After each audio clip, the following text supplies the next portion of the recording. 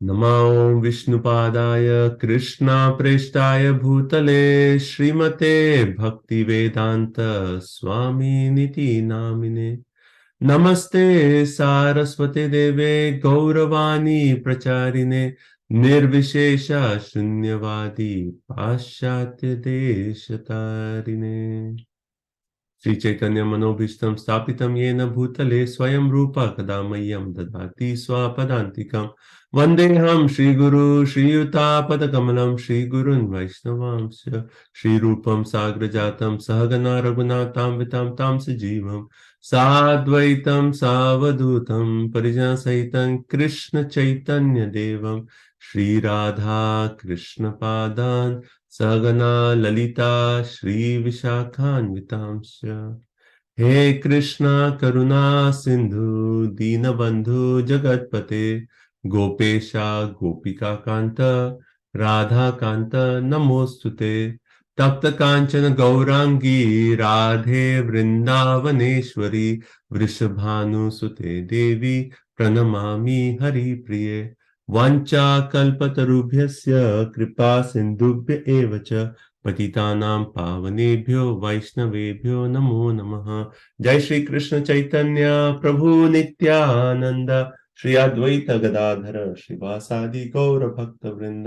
हरे कृष्णा कृष्णा कृष्णा हरे हरे हरे राम राम राम हरे हरे। ग्रंथराज श्रीमद् भागवतम की जय। सर्वशास्त्रादि पीयूष सर्ववैदिक सत्फल सर्वसिद्धांत रत्नाद्य सर्वलोकैक दृक्प्रद सर्वभागवत प्राण श्रीमद् भागवतो प्रभु कलिद्वंतो दितादित्य श्री कृष्ण परिवर्तिता परमानंद पाठाय प्रेम वर्ष अक्षराय ते सर्वद सर्वसेवाय श्री कृष्णाय नमोस्तुते। मद एक बंधु मद संगीन मद गुरु मन महादन मन निस्तारक मन भाग्य मद आनंद नमोस्तुते। असाधु साधु तादाइन अति नीचो च ताकरा हाना मुंचा कदाचिन मां प्रेम न हृत कंथ योस्पुरः प्रेम्ण हृत्कण्ठयोः स्फुरः। ॐ नमो भगवते वासुदेवाय ॐ नमो भगवते वासुदेवाय ॐ नमो भगवते वासुदेवाय। नारायण नमस्कृत्यं नरं चैव नरोत्तमं देवीं सरस्वतीं व्यासं ततो जयमुदीरये। नष्टप्रायेषु अभद्रेषु नित्यं भागवत सेवया भगवती उत्तमश्लोके भक्तिर्भवति नैष्टिकी। शृणुतां सुखतः कृष्ण पुण्यश्रवणकीर्तनं हृदयन्तस्त्वभद्राणि विदुनोति सुरसताम्। ग्रंथ श्रीमद् भागवतम की जय। Okay. Thank you all so much for joining. So we are in the last section of chapter 3. So we'll discuss the last few verses from text number 20 to 25, and then we'll move on to chapter 4. The chapter 4 is also a relatively small chapter, 23 verses, but very beautiful verses. So let's see how much we can cover of chapter 4. But let's start off with chapter 3, last section, and we will proceed with that. So let's see, would anyone like to start with any comments or realizations from the last sessions, last class?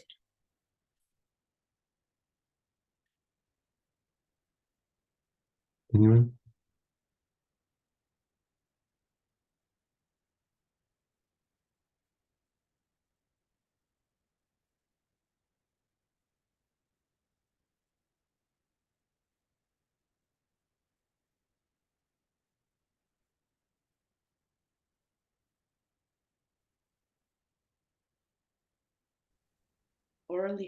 Orally hearing about Krishna from a pure devotee is like a very powerful medicinal injection. It's the most powerful process of bhakti. Yes, thank you. Thank you for the point. Yes.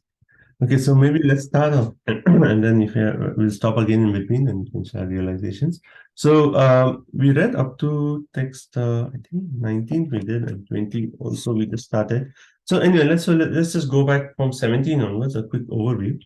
So in 17, the famous verse, Ayur Harati Vai Pumsan, Udyan Astam Yan Cha Yan Aso, Tasyarte Yat Shano Nitya, Uttama Shloka Vartaya. Right? Very important verse for memorization. So basically here, who's the speaker here?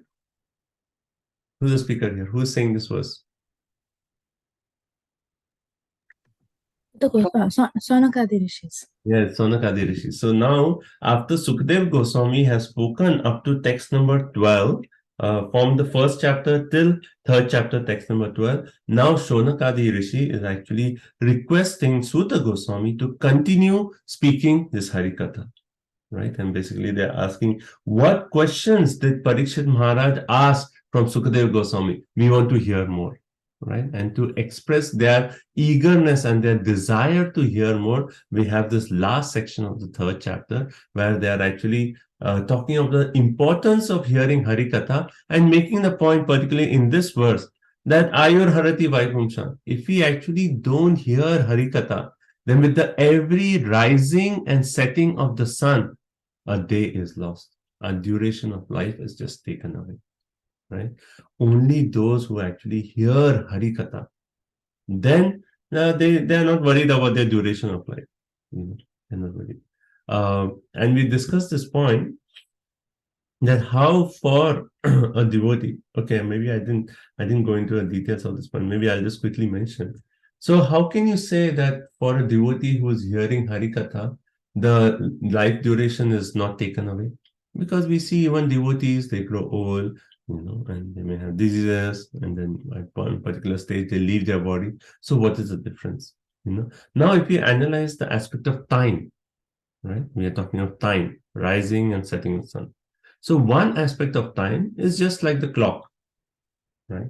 There is a day, night cycle that we follow the clock. Now, what does Bhagavad Gita actually say for those devotees? He says what is night for all beings is the day for a devotee, and what is day for all beings is night for a devotee. So even for a materialistic, they're following the clock, they'll sleep late, they'll wake up late, and all those things. But for a devotee, our clock cycle starts at 4 in the morning, or even earlier, right? 4 in the morning. So that way, even devotees, they do not follow as such even the clock timing that we have. They sleep early, devotees are taking rest early, waking up early. So it's kind of a different cycle. Now, the second aspect of clock is the biological clock in terms of our body. What does that mean? That the body has a clock. There are certain times when we want to sleep, certain times we get hungry, right? And also if you see, according to Ayurveda, at certain periods of the time, the body actually responds to a particular way. Certain time is actually good for eating, certain time, like especially they say noon time, when the sun is up in the sky, that is the best time for having the lunch, a good lunch, right? Because the fire of digestion is actually at the peak at that time. So this way there is also the second aspect is biological clock. But how do devotees respond to it? And devotees are the following in the footsteps of the Goswamis. Their thing is nidra hara vihara kadi vijito. They give up their sleep. What is their sleeping time? The Goswamis sleep like 1.5 hours. That's it. Like Prabhupada's life, right?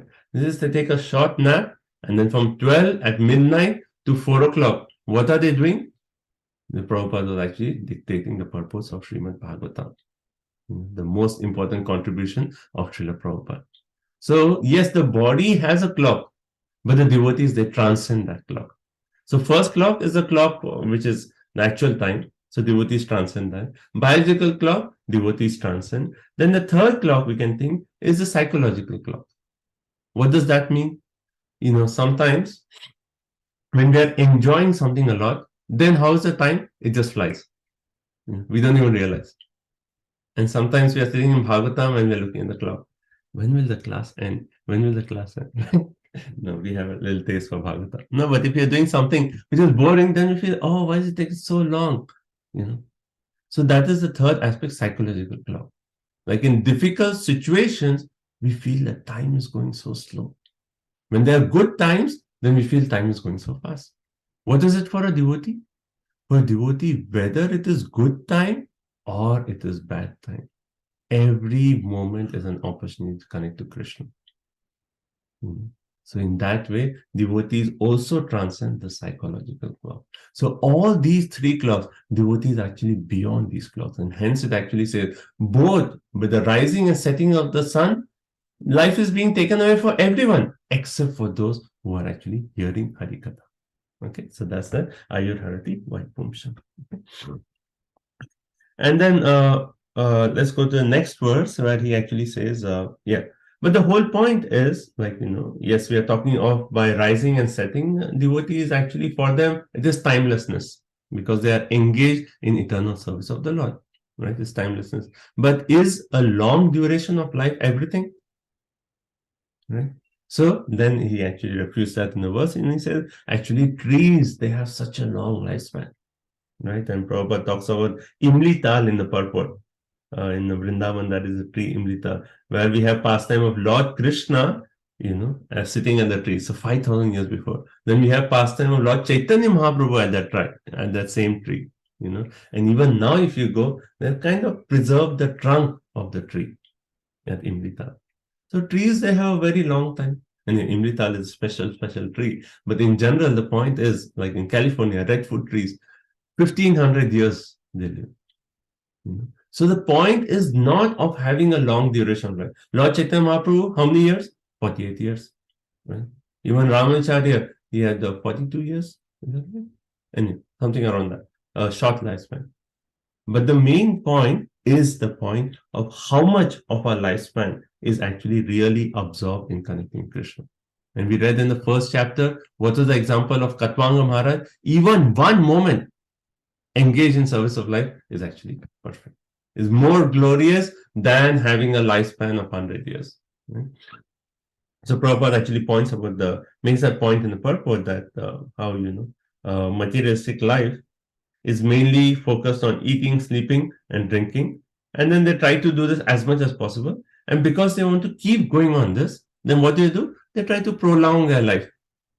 And then, how Prabhupada often mentions that he had this experience of a businessman at the last stage of his life, he's bargaining from the doctor.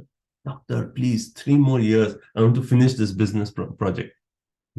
So they bargain. But what is the use of that life?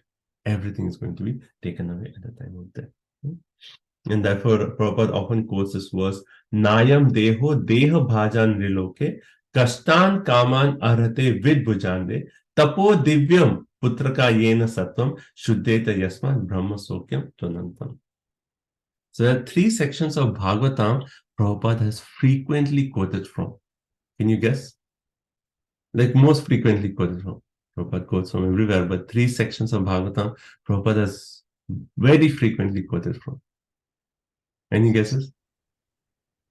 First canto, second chapter. Yes, first canto, second chapter. Like often we hear the Srimatam Swakatha Krishna, Nashta Prayasha, Abhadreshu, all those verses, right? Then Prahlad Maharaj. Prahlad Maharaj prayers, yes, very nice. Prahlad Maharaj prayers, that also Prabhupada often quotes Prahlad Maharaj prayers. And then third section is actually teachings of Rishabdev from the 5th canto. So 5th canto, 5th chapter, where in this verse comes Nayam Deho Deho Bhajan, okay. And then we also know the other one when he says Nate Swartagatim Hi Vishnu, right? So even that one. So Prabhupada often quotes from these sections. So this verse where Rishabdev is actually speaking to his sons and he says Nayam Deho Deho Bhajan Riloke, right? So right. So the translation actually goes where Rishabdev is saying that all living entities who have accepted material bodies in this world, one who has been awarded this human form should not work hard day and night simply for sense gratification. Why? Because this sense gratification is available even for Kashtana Kaman Arhate Vidbhujande. That same sense gratification is there even for dogs and hogs. So then I have a human form of life. What should I do? Tapo divyam putrakena yen sattvam. You should actually do austerity. So particularly say one should engage in penance and austerity to attain the divine position of devotional service. And by this activity, our heart is purified. And when attains this position, he attains eternal blissful life. And then his life continues forever. So that is the way. The purpose of human life is to come to a stage of living a life, eternal life. Come to a stage of life, timelessness, right? And Prabhupada is making that verse actually saying that one should come to the stage where we are actually anantam, unlimited happiness, unlimited lifestyle. Okay. Text 19 is basically here it is saying Swa vid varaha hustakarai samsuta purusha pashu na yat karna patote jatu nam gadagraja. Right. So we discussed this point that Swa referring to dog, with varaha referring to hogs eating stool, ushtra means camel, and karai means asses. Right?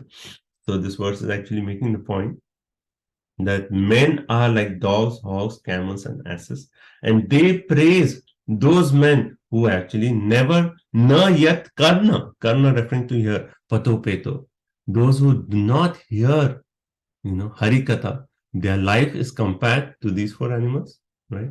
And those who actually praise such people, they are also compared to these four animals, right? So Gadagraja, we refer to this one meaning. There are different meanings, but one meaning of Gadagraja, which is actually in context to this verse, is Gada means sickness, and Gadagraja means one who is the enemy of all sickness. Thus, Krishna will appear and destroy the sickness of anger and bad qualities of people who have qualities like these animals. So when we hear about Gadagraja, Krishna is actually destroying these animalistic tendencies in the core of our heart. Right? And we discuss what is the tendency of dogs, and Prabhupada, he gives a very graphic purport to this, right? And he actually says that how dogs and this modern civilization is just making us live a life like dogs, right? We study so hard, and after that we have to go door to door and beg, please see my qualification, give me a job, right? Then when we get a job, then we have to be faithful to our boss, right? And then the boss will not pay you enough. Then you have to. So Prabhupada in that way, he said, it's just like a dog. That is our modern civilization. And then he says hogs. Hogs, there's no discrimination of food stuff. What people eat right now is so abominable, so disgusting. I don't want to mention this, but there is one thing which is commonly eaten, and I didn't know what it was, but when I came to know it, was this is so horrible that people are commonly eating this, right? It is like body of a part of a hog. So it's there's no discrimination at all, right? Hogs. Then camel, what is it? They take pleasure, they eat thorns because that's what is available in the desert, and then there's blood from their mouth. And then the thorns get mixed with blood, and they say, oh, so tasty. And similarly, Prabhupada is comparing that to human beings, that we engage in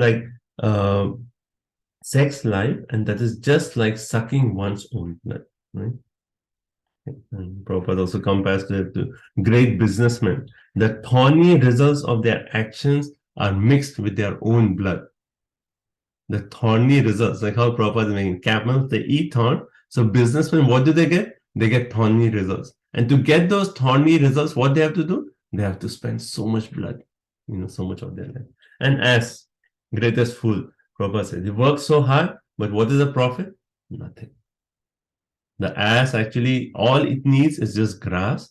But he thinks that unless I work so hard for my master, carry these heavy loads, I will not get grass. But grass is everywhere.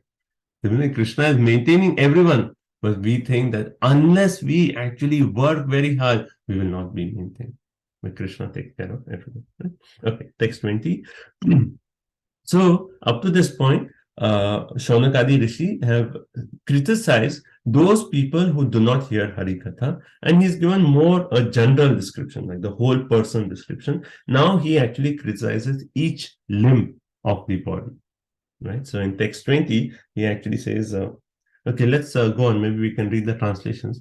So only for 24, we'll do the Sanskrit, but 20 to 23, let's just do the English, and then we'll discuss those verses and continue.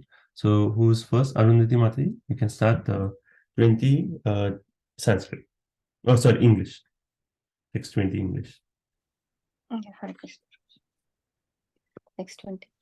One who has not listened to the messages about the prowess and marvelous acts of the personality of Godhead and has not sung or chanted loudly the worthy songs about the Lord is to be considered to possess ear holes like the holes of snakes and a tongue like the tongue of a frog. Mhm. Hare Krishna. You want me to continue, Prabhuji? Or? No, that's good, Mataji. We'll discuss this.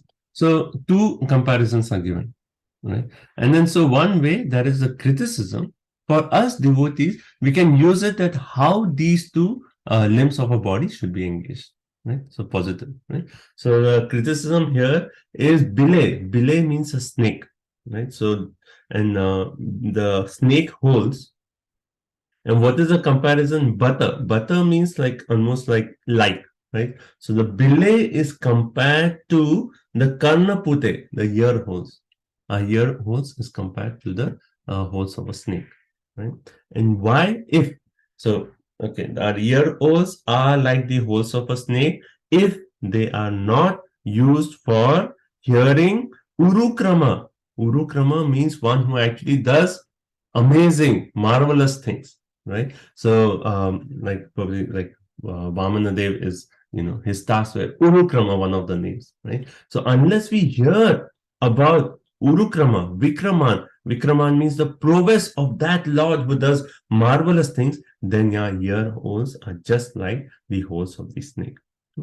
And then the second comparison is our tongue. Our tongue is just like that of the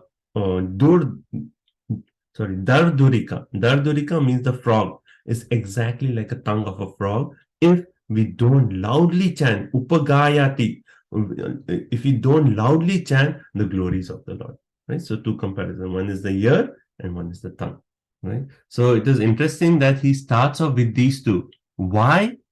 Because Shravanam and Kirtanam are the most important aspects of devotional service, right? And hence he starts off importance of hearing with our ears and then speaking Harikatha with our tongue. Right? Okay, Prabhupada in the purport, because this starts off the section of criticism of each limb, he talks about how every part of our body, every sense should be engaged in the service of the master of the senses. Which is that verse? Very famous verse. Rishikena Rishikesha Shevanam Bhakti Ruchate. So that is another definition. So two definitions of devotional service. One Rupa Goswami given Anya Bilasita Sunyam Jnana Karmadi Anavritam. And in Bhakti Rasamrita Sindhu, Rupa Goswami says, and a definition which is similar to the verse I have actually compiled, Anya Bilasita Sunyam, is Sarvopadi Vinirmuktam Tatparinina Nirmala Rishikena Rishikesha Sevanam Bhakti Uchate. Right? What does this verse say? Sarvopadi Vinirmuktam. We should give up all our upadis, all our designations. And then Tat Paratena Nirmalam. Paratena means, Prabhupada gives the word Tat Parena, by the sole purpose of serving the Lord. Nirmalam, with uncontaminated senses.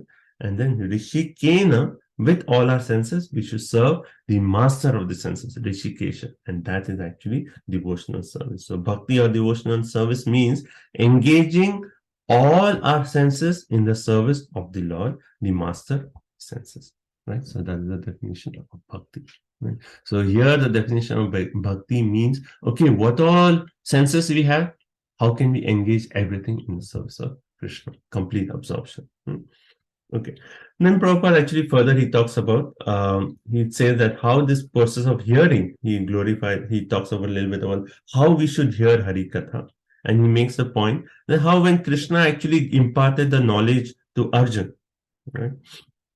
So there was a perfect exchange of sensible and logical understanding between the master and the disciple. Right? It wasn't like Prabhupada had mentioned this previously also, purport. The hearing is like, receiving knowledge from a spiritual master is not like an electrical shock. Right? The spiritual master gives some power and then he feels like, okay, now I am tired because I've given everything to you. Now I have to retire. It's not like that. right? So Prabhupada's point, like hearing means sensible and logical understanding on perfect exchange between master and this disciple, not like an electrical charge. And the reception must be submissive and real, right? Reception must be submissive, real. Okay, so Prabhupada talks about that, and then right, and then he talks about the tongue, and he says the tongue should be used to preach the glories of the Lord, and particularly this verse is actually using the word upagayati, and Prabhupada translates as not just gayati, upagayati. One should chant loudly the glories of the Lord. You know, and Prabhupada says this is actually the quality of a Madhyam Adhikari. A Madhyam Adhikari is supposed to go out and preach everywhere. Go out every street, every town, do Harinam Sankirtan, distribute Srila Prabhupada's books, talk about Krishna. That is the purpose. Prabhupada says that is a duty of a pure devotee to actually go out and preach. It's a duty. It's not an option. Everyone should actually go out and preach the message. Okay. And then Prabhupada says how the frog, why is it compared to a frog? Because the frog, it just croaks. And what is it actually doing? It's croaking, but it's actually now the snake knows where the frog is, and the snake will find the frog. And right. So similarly, if we keep speaking mundane katha, it is just like the snake of death will come and just take us away. Right. So by speaking mundane katha, we are just inviting that, oh, please come, take us away. My life is useless because I have not heard or spoken Harikatha. Okay. Okay, next verse, 21. But there's one more point here. Actually, Prabhupada also, Vishwanath Chakravarti Thakur actually says that the word in the Sanskrit where it says asati, asati also means that a prostitute. So it's like so heavy verses, you know. So here particularly saying that one who is actually not using these senses, particularly the tongue, is actually said to be asati, to not chant Vedic hymns. It is just compared to a prostitute. Why? Because our master, our husband is who? Krishna.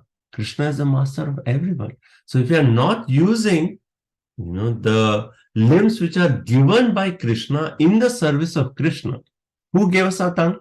Who gave us our ears? Krishna. So Krishna is the proprietor of every limb. And if you are not using that to glorify Krishna, it's just like a wife who is maintained by her husband, who's taken care by her husband, but she's going and serving someone else.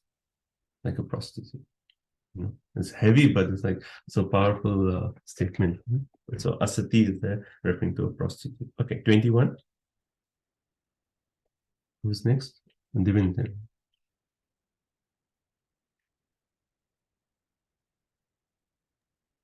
With the translation, Prabhu, Mm-hmm. upper portion of the body, though crowned with a silk turban, is only a heavy burden, if not bowed down before the personality of Godhead, who can award mukti, freedom.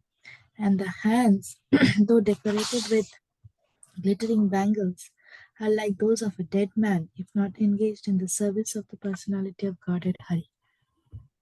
So another two comparisons. So first one was what?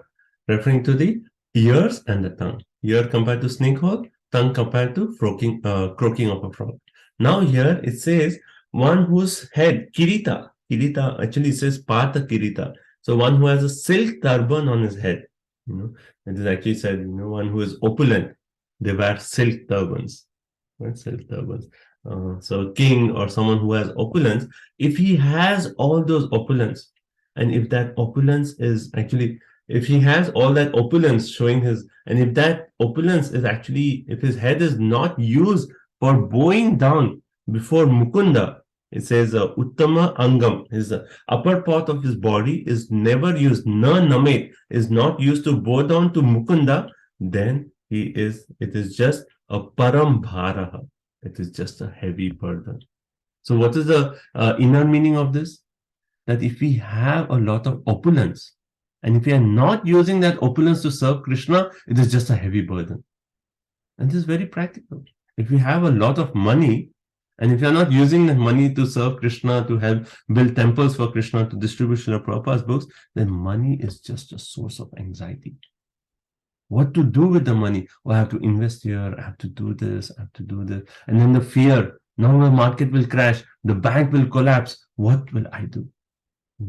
So all that opulence is just a cause of anxiety. It is just parambhara, a great heavy burden, if it is not used to bow down, to offer to Lord Krishna. That's the first one. And the second one, it says karo. Karo reference to the hands. Na kurate.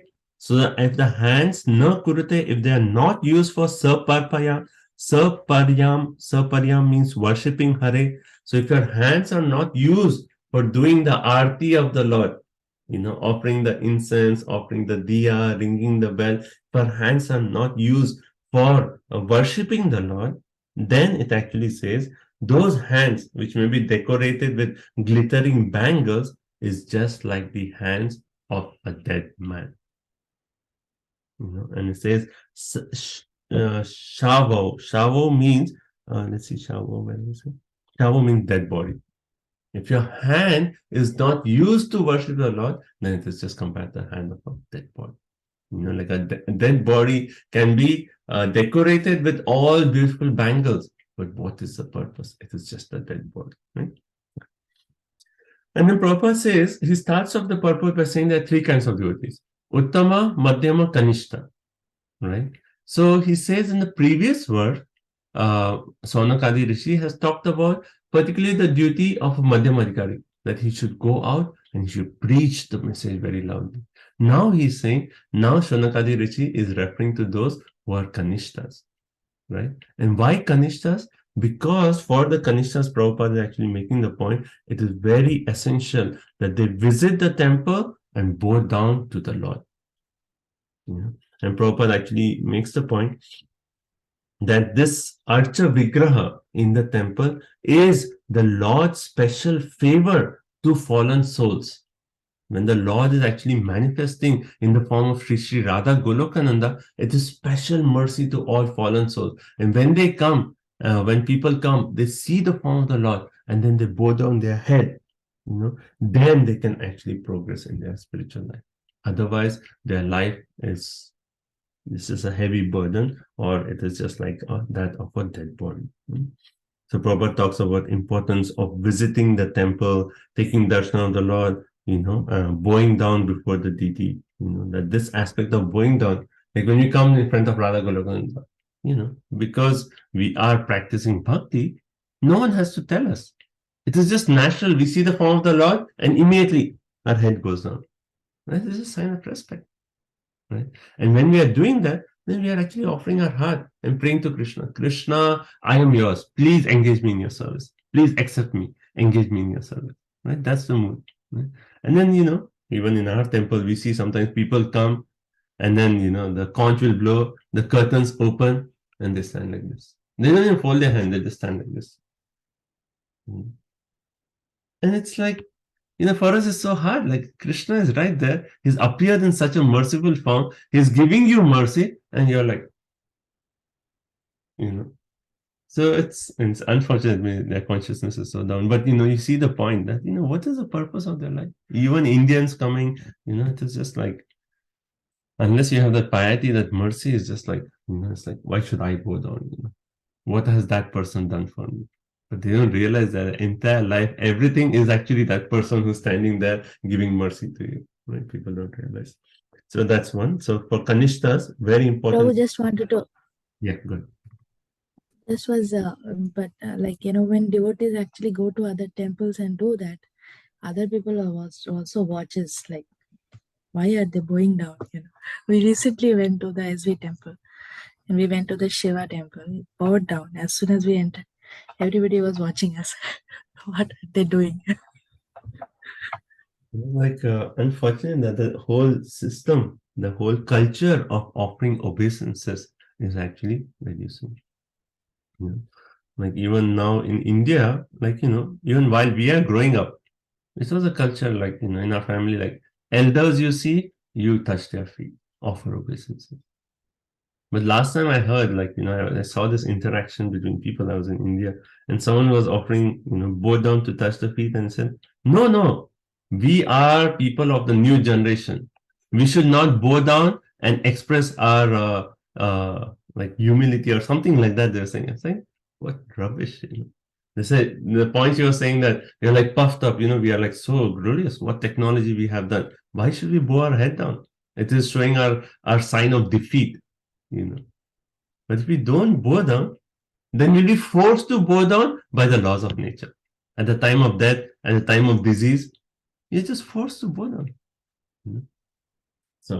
So the culture of offering respects, bowing down our head to the Lord. So when we see a Vaishnava, we offer obeisances. Vancha kalpataru obeisance.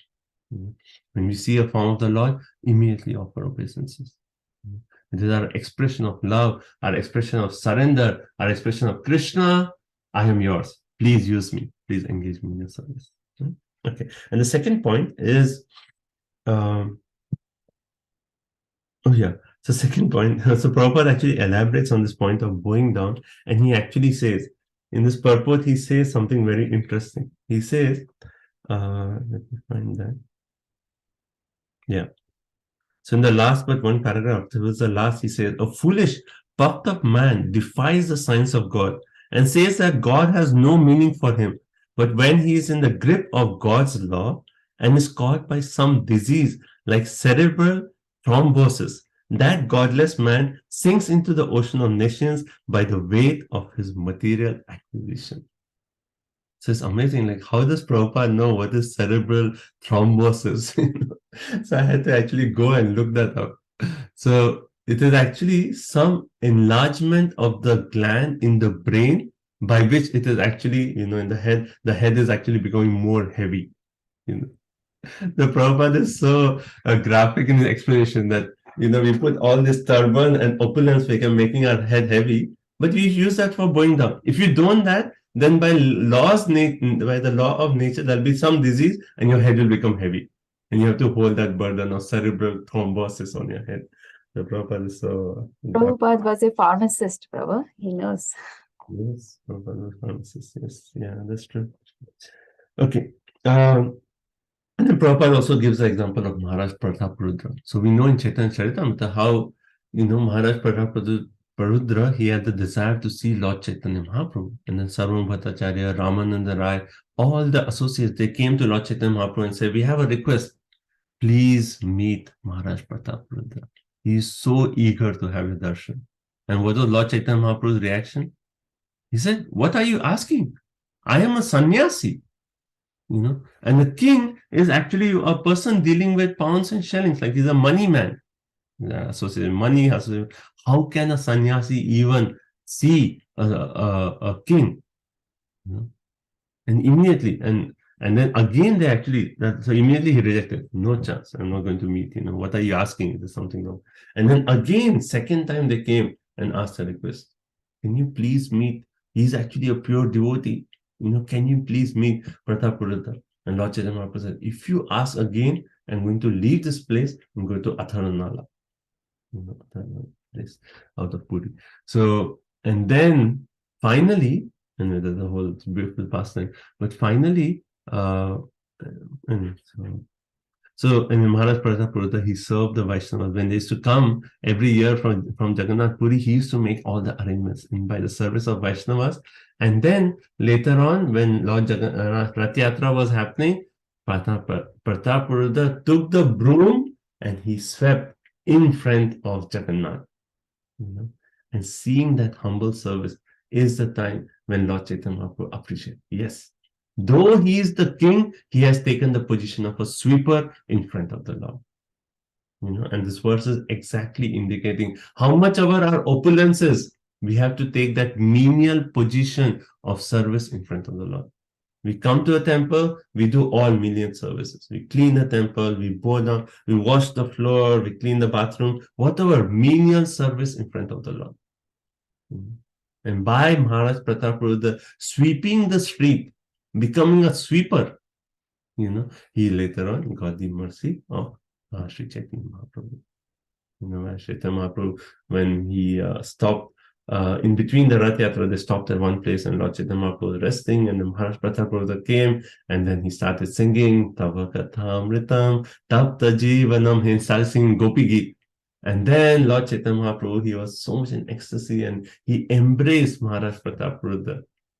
And he actually said, Burida Jana, Burida Jana. One who actually spreads the glories of the Lord all over the world. He is the most glorious of all. And that is such a beautiful person. When Maharaj Prabhupada is referring to that, that even such a great person, Maharaj Pratap, the king, he should actually take the position of menial service in front of the Lord. And in that way, we actually draw the mercy of the Lord by taking up menial service to please the Lord. Okay, next. Text 22. Gopinath. The eyes which do not look at the symbolic representations of the personality of Godhead, Vishnu, his forms, name, quality, etc., are like those printed on the plumes of the peacock, and the legs which do not move to the holy places where the Lord is remembered are considered to be like tree trunks. So another two examples, right? Nayane. Nayane means eyes. They are compared to what? Bharayite. Bharayite referring to plumes of a peacock. So everyone has seen a peacock feather. So in the peacock feather in the center, that looks like an eye. That looks like an eye. So our eyes are compared to that plume of a peacock if it is na nirikshataha, if it is not used to see the Supreme Personality of God. Right? So if our eyes are not used to see the beautiful form of Radha Golokananda, see the beautiful form of Radha Shamsundar, if we are not using our eyes to see the all beautiful form of the all beautiful personality of God, then our eyes are compared to peacock. Right? And then the next example is Pado. Pado referring to the legs, and they are compared to what? Dhruma Janma. Dhruma Janma referring to the tree trunks. Our legs are compared to tree trunks if Na Kshetrani Anuvrajataha Harehe, if we do not travel to holy places. And Anuvrajataha, Prabhupada actually explains that, also means by following in the footsteps of previous personalities. We travel to holy places following in the footsteps of previous personalities. So Prabhupada explains that point in the purport, that he says, that visiting the temple and looking at the profusely decorated forms of the Lord, well dressed in a well decorated, sanctified temple, naturally infuses the mundane mind with spiritual inspiration. And how should one do that? Following the footsteps of great devotees. Anuvraja. Anuvraja. So one does not come for a temple just for prasadam. Well, Prabhupada says one should not come to a temple just for sightseeing. Sightseeing. Oh, let's see what is there. Go have fun. No, the mood is when we are coming to a temple, we follow in the footsteps of great devotees. We see what is the mood, and this mood is actually established by our acharyas through their bhajans. That when we see the Lord of the, when we see the deity form of the Lord, when we serve the deity form, what is the mood? So we follow in their footsteps when we actually visit the temple. But our legs should be used to travel to holy places and to actually see the form of the Lord. So these are 2 points. Prabhupada in this purport, I feel like an entire Srimad Bhagavatam, this is one of the purports where Prabhupada most strongly emphasizes deity worship.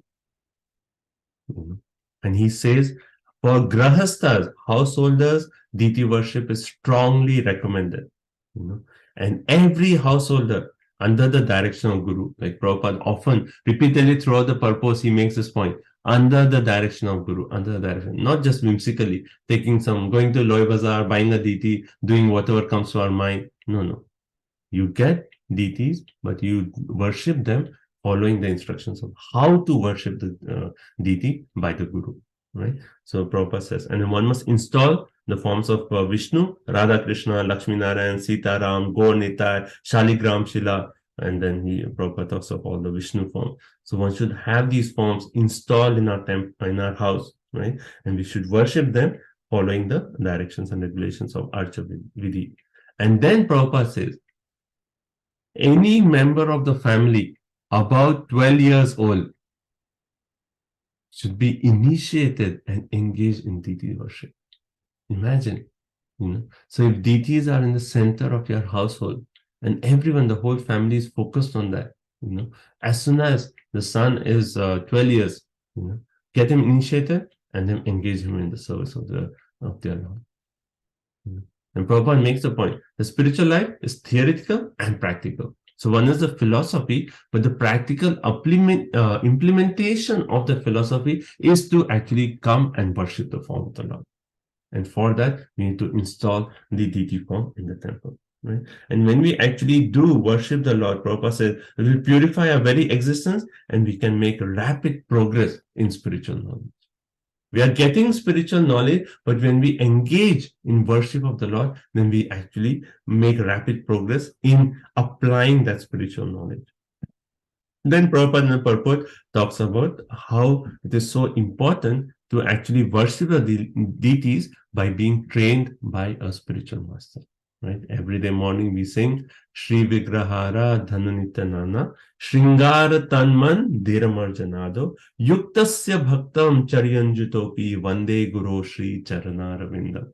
Right? Third paragraph of Guru Ashtakam. What does this say? Shri Vigrahara. One should actually, Vigraha means the Archana form of the Lord, the deity form of the Lord.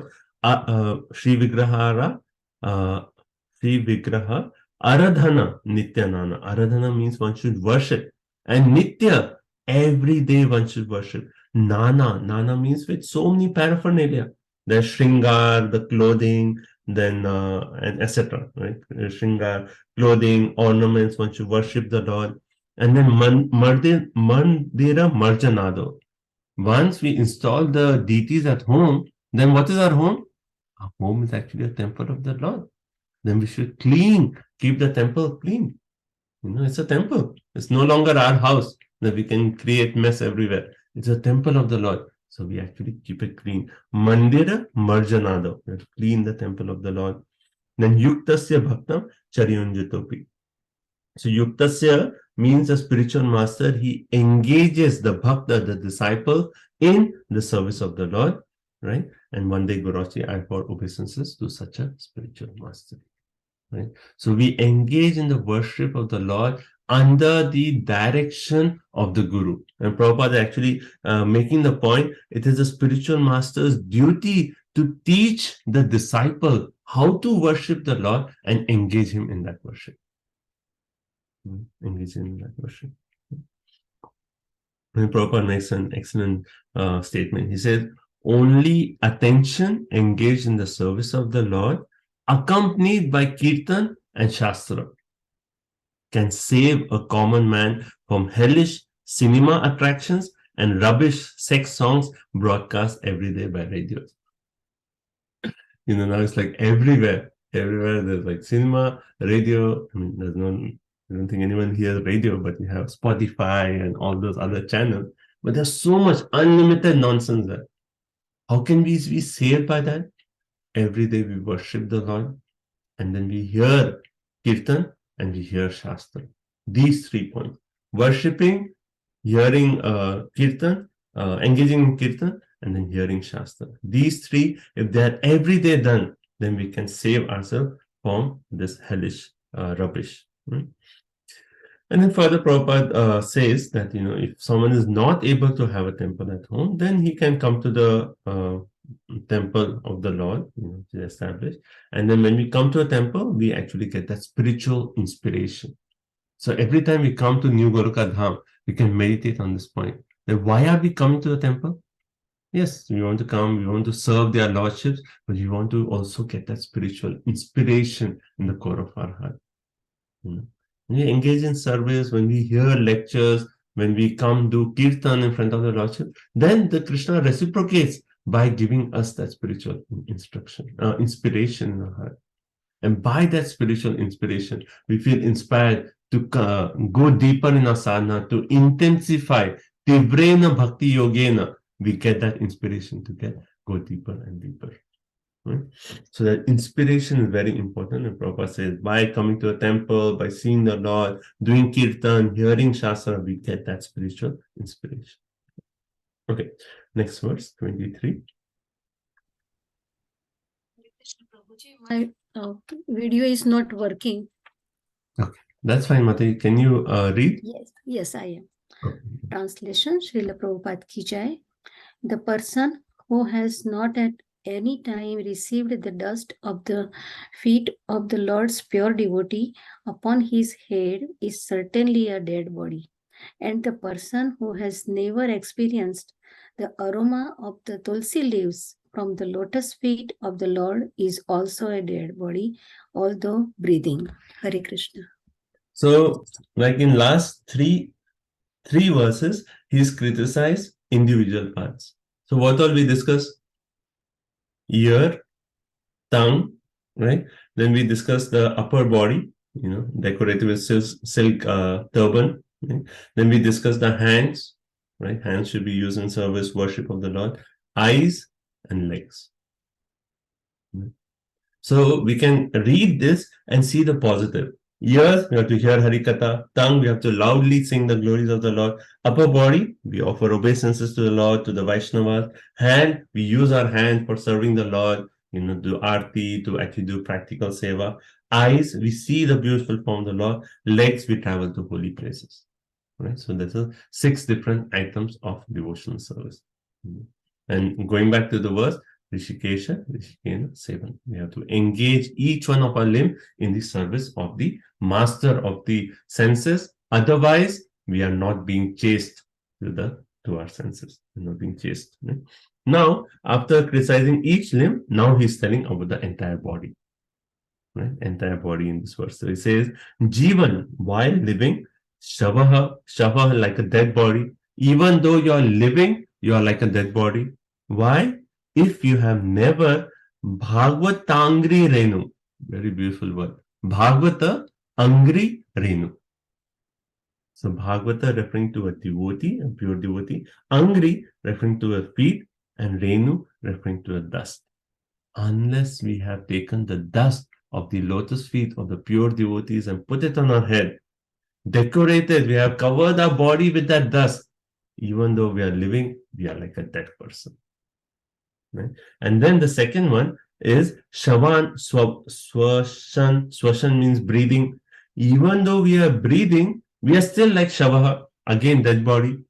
If we have not used our breathing, we have not smelled the Vishnu Padya Tulsyaha.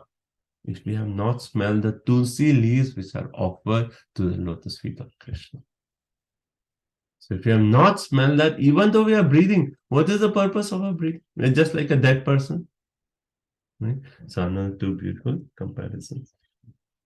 So Prabhupada in the purport talks about this importance of the dust of receiving the dust of lotus feet of pure devotees. Right? And he gives a very excellent purport. He starts off by saying how there is a common saying, love the dog of a beloved before one shows any loving sentiments for the beloved. Like Prabhupada says this, like if you see a big man walking with a dog, and if you actually give the dog a lozenge and say like, here, dog, take this, and immediately a master will be like, oh, he likes my dog. Oh, he's a very nice man. The Prabhupada makes this point. Sometimes even on book distribution, we use this technique. We see a dog and we say like, though we try to stay away from dogs, but we see a dog and say, oh, such a nice dog. And immediately a person like, oh, see, he's appreciating me. And he has something nice to say. Let me see what he has, So the same technique that Prabhupada is actually using. Why is he making this point? He's actually saying when we serve the pure devotee, then Krishna is immediately attracted. So that's the whole point. So Prabhupada repeatedly makes this, the first condition of devotional service is therefore to be a servant of a pure devotee. And how we know that verse where it actually says that the greater, more powerful than actually worshipping the Lord is actually to worship the devotee of the Lord. Right? And then Prabhupada quotes this again from 5th canto. We see that Raghunai tat tapasa na yati na cheja nirvapanad grihadva na chandasa naiva jalagnir surya vina mat pada rajo bhishekam. So even the last line is very beautiful. Vina mahat pada rajo bhishekam. So vina referring to without, mahat pada again to the feet of the devotee, Mahata, Raja, Abhishek. You should take the dust and then you should do Abhishek from the dust of the pure devotees of the Lord. Right? And then its words actually saying, na tapasa, right? So either one may observe austerities, right? Na yati, na ijjaya, so either by worshipping the deity or by finishing one's material duties or by ideal householder life or by observing celibacy or by studying the shastra or by observing severe austerity such as keeping oneself in cold water or in burning fire. All of these will not awaken one's devotion unless one has the opportunity to smear his body with the dust of the lotus feet of pure devotees. How important is this fact?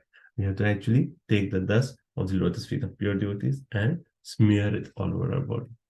So, when this point comes, there is always this question, what does this really mean? So yes, one aspect is certainly there, that dust of the feet of Vaishnava, it has great potency. So when Vaishnavas come, if they are very merciful, we get a chance to wash their feet, and then we can take their water, drink it, shower our entire body with that, right? And then we can actually, if we get a chance, touch their feet, take the dust. So that is there. In addition to that, the point that is more important is to follow the instructions of that devotee. When we follow the instructions of the Guru, we already have the mercy of the dust of the lotus feet of the Guru. So it is not just a mechanical thing that, that people may come and because of the tradition or culture, they may touch the feet. It's not like that. You have to be willing to follow the instructions of the devotee. Right? And it is not association of a devotee is actually not cheap. When we associate with a devotee, there has to be some willingness to sacrifice. There has to be some willingness to sacrifice. Otherwise, you come to a devotee and he gives you some instruction, you're like, okay, it was nice, I got his association. But the association means what the Guru is actually saying. We are willing to change our life and make sacrifices and accept that instruction of the Guru. That is real association. That is receiving the dust of the lotus feet of that person. So, okay. And then another verse, which is Prabhupada often quotes, this one Prahlad Maharaj, where it says, Naisham matis tavat urukramangin shisparti anartha pavango yad artha mahi yasham pada rajo bhishekam. Again same. Mahi yasham pada rajo bhishekam. Niskritanana na vrinite yavad. 7.532. And again same point. Unless they smear upon their bodies the dust of the lotus feet of a Vaishnava, completely freed from material contamination, persons very much inclined towards materialistic life cannot be attached to the lotus feet of the Lord. Right? So we cannot become Krishna conscious unless we smear ourselves with the dust of the lotus feet of great devotees. Right? And then further Prabhupada actually makes this point. Krishna is the property of who? Of great devotees. Right? So we have to approach the devotees, and Krishna will actually give, or the devotees will actually give us Krishna. Right? Krishna se tumhara, Krishna dite paro, tumhara shakti ache. Right? Krishna se tumhara. We are praying to the Vaishnava. Oh Vaishnava, Krishna is yours. Right? Krishna se tumhara, Krishna dite paro. You can give me Krishna. And hence, what am I doing? Dhai tava pache pache. I'm running after you, O Vaishnava, because you can give me Krishna. You have Krishna and Krishna is yours. So I'm just simply running after you. And that is the mood that is our main principle. We follow in the footsteps of these devotees. We run after them. We take shelter of the lotus feet, follow the instruction. That is a secret of success. That's a secret of success. So Prabhupada also quotes Lord Chaitanya Mahaprabhu saying, Das Anudas, Das, Das, Das Anudas. Right? Servant of the servant of the servant. That's our mode. Right? Okay. When we try to please the servant of the Lord's servants, then the Lord becomes pleased. And then further Prabhupada takes this in such a beautiful point. He says, hence in Vrindavan, what is everyone saying? Radhe, Radhe. Like even that rickshaw wala, they don't use horns and everything. Anywhere they go, Radhe, Radhe, Radhe, Radhe, and then like people move and they go all through Loy Bazaar and here and there. So Prabhupada makes in Vrindavan, all the pure devotees pray for the mercy of Srimati Radharani, the pleasure potency of Lord Krishna. And then Prabhupada says, Srimati Radharani is a tender-hearted, feminine counterpart of the Supreme Whole, resembling the perfectional stage of worldly feminine nature. What a sentence. So Prabhupada says, Srimati Radharani is a tender-hearted. She is actually Karuna Mai. Right? Who is Radharani? Karuna Mai. She is actually an overflow, an ocean of mercy. So we approach Srimati Radharani and pray to her, Srimati Radharani, please give me your mercy. You are Karuna Mai. Karuna Mai Shri Radhe. And because when we approach Srimati Radharani, Prabhupada said, the mercy of Radharani is available very readily. Krishna does not give himself very easily, because then he is purchased by his devotee. But Radharani is so merciful. So merciful. She very readily, mercy of Radharani is available very readily to a sincere devotee. And once she recommends such a devotee to Krishna, then the Lord at once accepts the devotee's admittance into his association. Right? So we just need to seek the mercy and the shelter of Srimati Radharani. Right? By the mercy of Radharani, and Radharani will give a recommendation letter to Krishna and say, this person is sincere. He's praying to me. He wants my mercy. And then once that recommendation goes, that's it. That's it. Radharani will kindly engage us. Well, our mood is also with we want to just for us our perfection is Srimati Radharani. And I won't go into that part, but very beautiful point. The conclusion is that one should be more serious about seeking the mercy of a devotee than that of the Lord directly. You can print this out, make it like a big sign, put it on your wall. What does it say? One should be more serious about seeking the mercy of a devotee than the Lord directly. And that is our whole secret. So somehow or other, our life should be dedicated to the point of how can we please Srila Prabhupada? How can we actually, somehow or other get that mercy of Srila Prabhupada, get the mercy of our Guru Jana, get the mercy of our Vaishnava. Somehow or other, if that's our life, then perfection is guaranteed. Krishna's mercy is already there. Okay, next verse, 24. 24 is another very beautiful verse. Maybe we can do the Sanskrit for this. Text 24. Tad ashmasharam hridayam patetam yad griyamana harinamadeyai navikrayeta tayada vikaro netre jalam gatra ruheshu harsha. Hare Krishna Prabhuji. Certainly that heart is steel framed, which in spite of one's chanting the holy name of the Lord with concentration does not change when ecstasy takes place. Tears fill the eyes and the hair stand on end.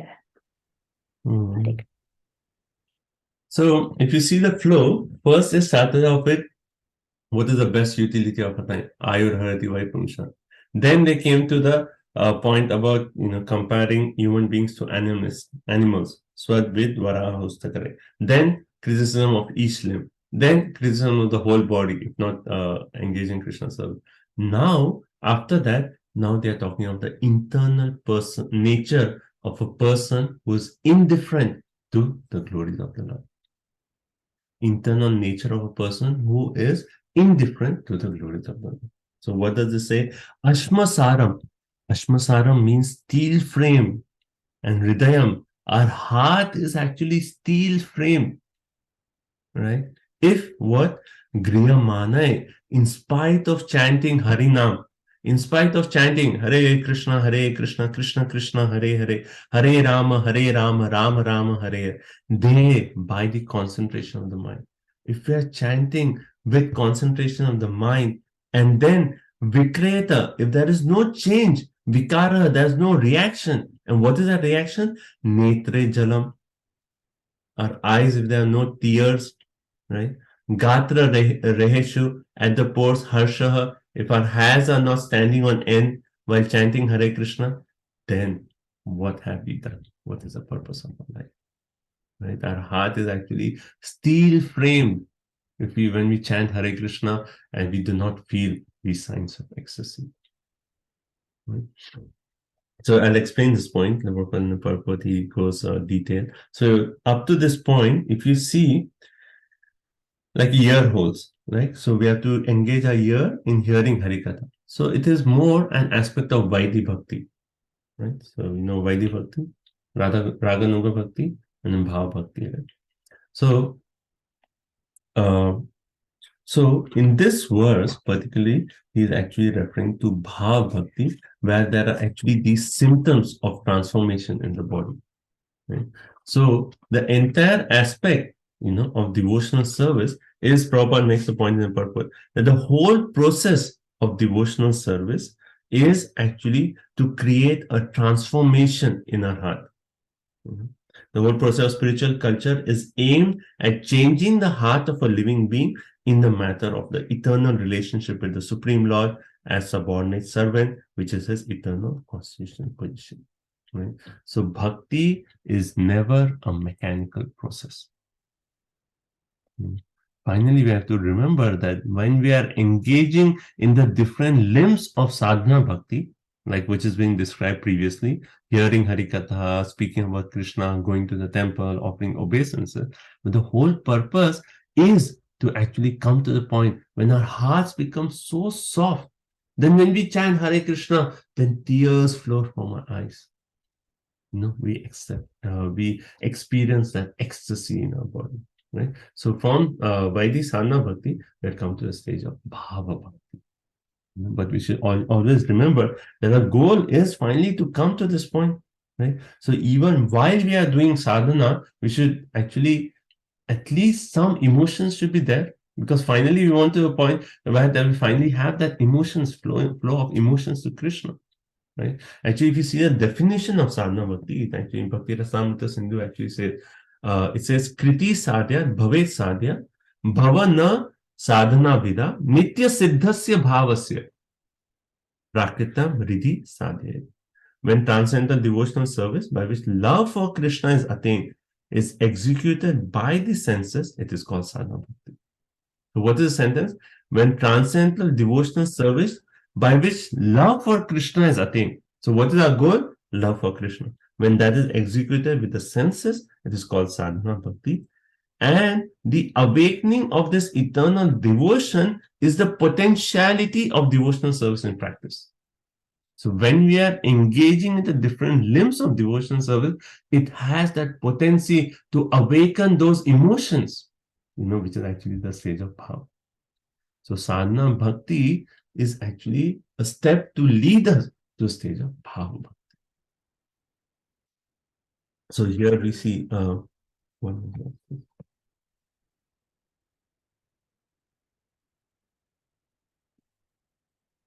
yeah.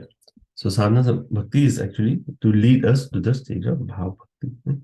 Then for further Prabhupada, actually he makes the point. He says okay.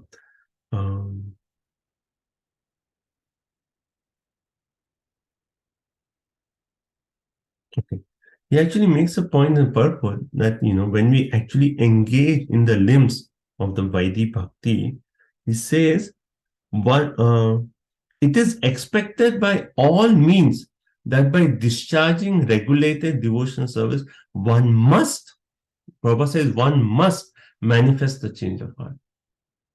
So if you are engaging in devotional service, and if our heart is not softening, that means it is only due to offenses. If reaction does not take place with the continuous chanting and hearing, that means we are actually performing some aparad, nam aparad, seva aparad, etc.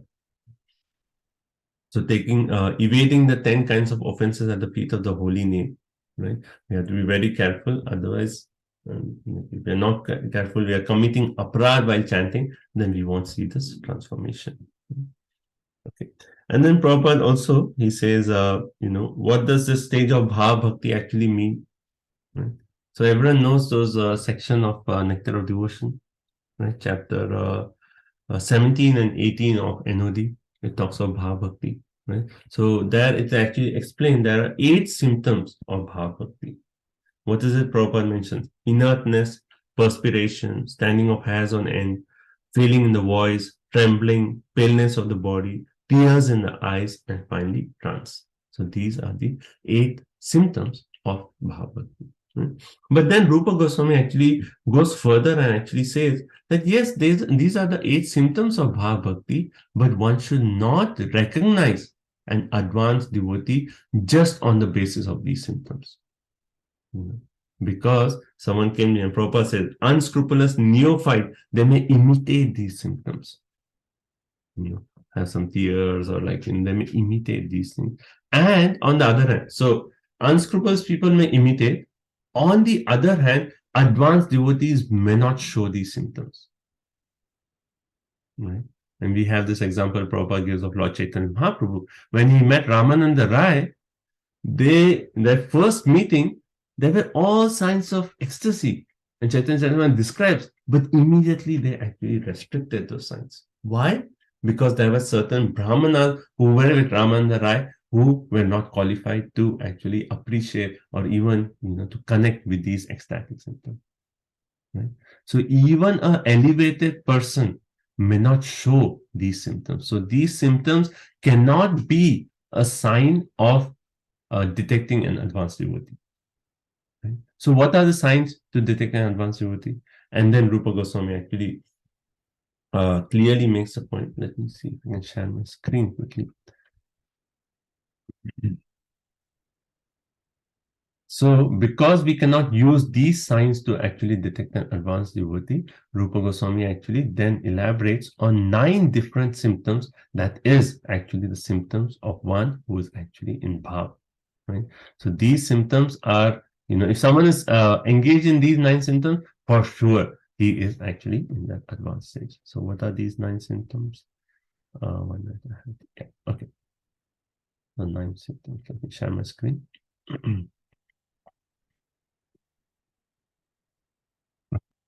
Right, so you can see my screen. So these are the 9 symptoms of Bhava Bhakti. One is what? Shanti. Shanti, perseverance. Remaining tolerant and patient even amidst disturbances. So there are so many disturbances, but one is actually tolerant. He is continuing his devotional service, his service without any disturbance. Avyartha kalatam. Every moment is actually used in the service of the Lord, not wasting even a single moment. Viraktir, detachment, right? So it's no longer attraction to sense objects. Manya shunyata, that is pridelessness. He is humble at heart, right? Asha bandha says, I am so fallen, but I have hope that Krishna will shower mercy upon me, right? So hope against hope, Asha bandha. Then samutkanta, intense eagerness. When, oh when, tabe habe bolo sedin amar. When will I get that mercy? That intense eagerness. Nama gane sadaruchi. This is actually thirst for Krishna's name. That we have a taste for Nam Gane Sadaruchi. There's a taste for always hearing the glorification of Krishna. Asaktis tat gunakyani. Attachment to the God's qualities. And then Pritis tat vasate stala. Desire to live in Vrindavan, Mayapur, and so on. And so these are the 9 symptoms of Bhava Bhakti. So if you want to see Chaitanya Charitamrita Madhya 23, 18, 19 is a verse that actually gives this in Shantir, Avyartha Kalatam, Viraktir Manya Sunyata, Asha Bandha Samutkanta, Namakane Sadaruchi, Asatistad Gunakyane, Pritistad Vasati Stale, Iti Adyo Anubhav Shru Jata Bhavanu Kure Jane. Okay. So Prabhupada mentions these 9 symptoms in the purport and he says that these are the 9 symptoms by which we can actually recognize an advanced devotee.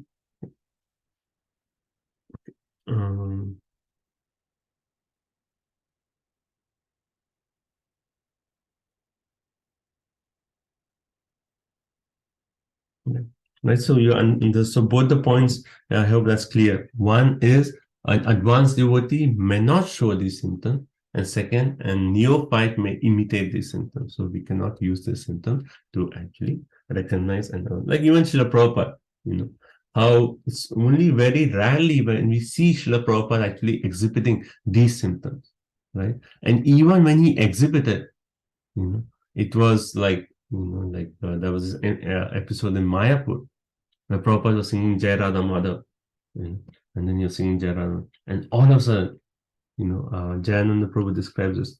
The Prabhupada's head went like this, and then, like he said, like tears were flowing like syringes from his eyes. Like syringes, tears were flowing from his eyes. And everyone was stunned. Like, what is happening? What is happening? And it was like few moments where devotees did not know what to do. Like Prabhupada was singing Jai Radha Madhav, and all of a sudden he went into this ecstatic state.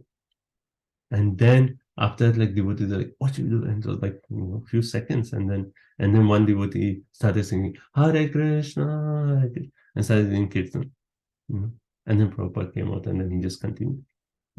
And then later on, there was this debate between the devotees, and some of us were saying like, no, Prabhupada was in a very deep state. We should have not disturbed him by doing Kirtan. And others were saying, no, it is right that we did Kirtan at that time. So there was this whole debate, two groups. And then we went to Prabhupada and said, Prabhupada, when you go into these ecstatic moments, what should we do? Should we chant Hare Krishna or should we just wait? And Prabhupada, in a very humble mood, he actually said, oh, that does not happen very often. Just rejected it. It doesn't happen very often. Like he just said, like, okay, that's not important. And then changed the topic. So that is the mood of a Vaishnava. He doesn't want to exhibit, but sometimes because of that ecstasy, if it just comes out, he wants to actually hide it because he's so humble at heart. So, okay. So, but this verse is very important. We can always think of when we are chanting that we can pray to Krishna. When, oh when? Nayam galadashrudharaya. When will tears flow from my eyes when I chant the holy name? And if we have not come to a state, we have so much work to do. We have so much work to do. We have to go tivra. Like Mataji posted a point that in our japa, we have to go more and more tivra in our japa. And I mentioned to a few devotees about this. In japa, we meet Krishna. Right? Every day in japa, we have to meet Krishna. What is meet? M-E-E-T. Right? So what is M? You chant in the morning. Morning is the best time to meet Krishna. You'll get a very nice appointment with Krishna. So do it in the morning, Brahma Muhurta. What is E? You have to exit from your world. Because when we sit for japa, our whole world sits with us. Our to-do list, our responsibilities, our duties, this person said this said this, I have to buy this, oh, there's a better deal of this on Amazon, everything will sit with you. So first, you have to exit your world, and you do that through prayers. You pray to Krishna and say, Krishna, I am your servant. This is my time to connect with you. This is the most important relationship that I'm focused on. So exit your world, right? And the second E is we enter into Krishna's world. Right? How Lord Chaitanya Mahaprabhu prayed, Na ham vipro, na cha narpati, na pi vaishnava shudro, na ham varni, na cha grapati, na manasutarva, kintu prodhya nikila parmananda purnam vitadve. And then he says, Gopir bhartur padakamana tas tasam. So first three is basically he's exiting all his designation. And the fourth line, he's saying, Krishna, I am the servant of the servant of you, the beloved of the gopis. So we have to exit our world, and second E, we have to enter into Krishna's world. You can also think about, oh, what did I read yesterday? What pastime I was reading? And some bring in the thoughts of Krishna. And then the T is, I put T as temple, in the sense that when we chant to actually exit our world and to enter into Krishna's world, we should chant in front of our altar, in front of deities of Radha Krishna, Gaur Nitai, Srila Prabhupada, Guru. They should be right in front of us. We should, because it's a relationship. And we need, like how Prabhupada emphasizes so much on deity worship, we need to connect with them. So sit in front of your deities and chant. So in japa, we meet Krishna, right? M-E-E-T. Okay. Then one day will come when we are chanting, and there'll be tears flowing from our eyes, our hairs will stand on end, and we'll be experiencing the love of Krishna. Okay. Okay, now text number, last verse of chapter 25. We can just do the English. Who's next? Hare Krishna. O Suta Goswami, your words are pleasing to our minds. Please, therefore, explain this to us as it was spoken by a great devotee, Sukadeva Goswami, who is very expert in transcendental knowledge and who spoke to Maharaja Parikshit upon being asked. So after that entire section where they glorified the importance of hearing, they actually made the point that we are Shushrutatam. We are very eager to hear. And also they have made the point that that conversation between Parikshit and Sukadev is the best conversation ever. Why? Because Parikshit himself was such a great devotee that even from childhood, he used to play with Krishna dolls, or he used to imitate the pastimes of Krishna. So for Parikshit, Krishna is in and in, like throughout his life, he just focused on Krishna. He's a pure devotee, Mahabhagavata. So certainly everything he asks is going to be Krishna related. And who is Sukadeva Goswami? Sukadeva Goswami is also Vasudeva Parayanaha. He's such a great devotee of Krishna that certainly these two personalities, right? And if you see both of these, they have given up everything just to speak and hear Harikatha. Right? There is no attachments for anything. Right? Just to hear Harikatha, they have given up everything. They are at that stage. And hence their conversation is the best of all conversation to hear. Right? And hence they made their point, and they said like our whole purpose of life is to hear Harikatha, and they're concluding by saying, therefore, O Suta Goswami, your words are very pleasing to our minds. Right? He actually says, please explain to us as it was spoken by the great devotee Sukadeva Goswami. So here also it says Bhagavad Pradhana, the chief of the best devotees, right? So Bhagavad Pradhana, Vayasaki Sukadeva Goswami, and who is very expert in transcendental knowledge. Atma Vidya is very expert. Visharada, expert, and he spoke that to the king. So you please kindly speak and give that same knowledge to us.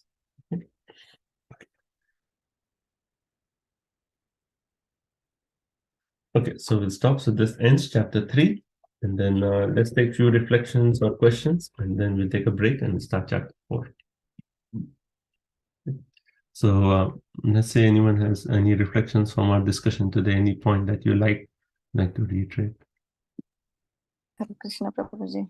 Yes, I really like the text 23. So many important points are there in 23. So one should be more serious about seeking the mercy of a devotee than that of the Lord directly. That is a secret. That's our formula for success. Somehow or other, get the mercy of the Vaishnava. Whole Chaitanya Charitamrita is all about that. Getting mercy of the Vaishnava of Krishna. Very nice. Thank you. Thank you. Prabhuji, one question. I missed the meet M. What does the M stands for? You explained exit all the material world, enter into the Krishna's world, and chant in front of the deities. That's our temple. M is? Morning. Oh, morning sadhana.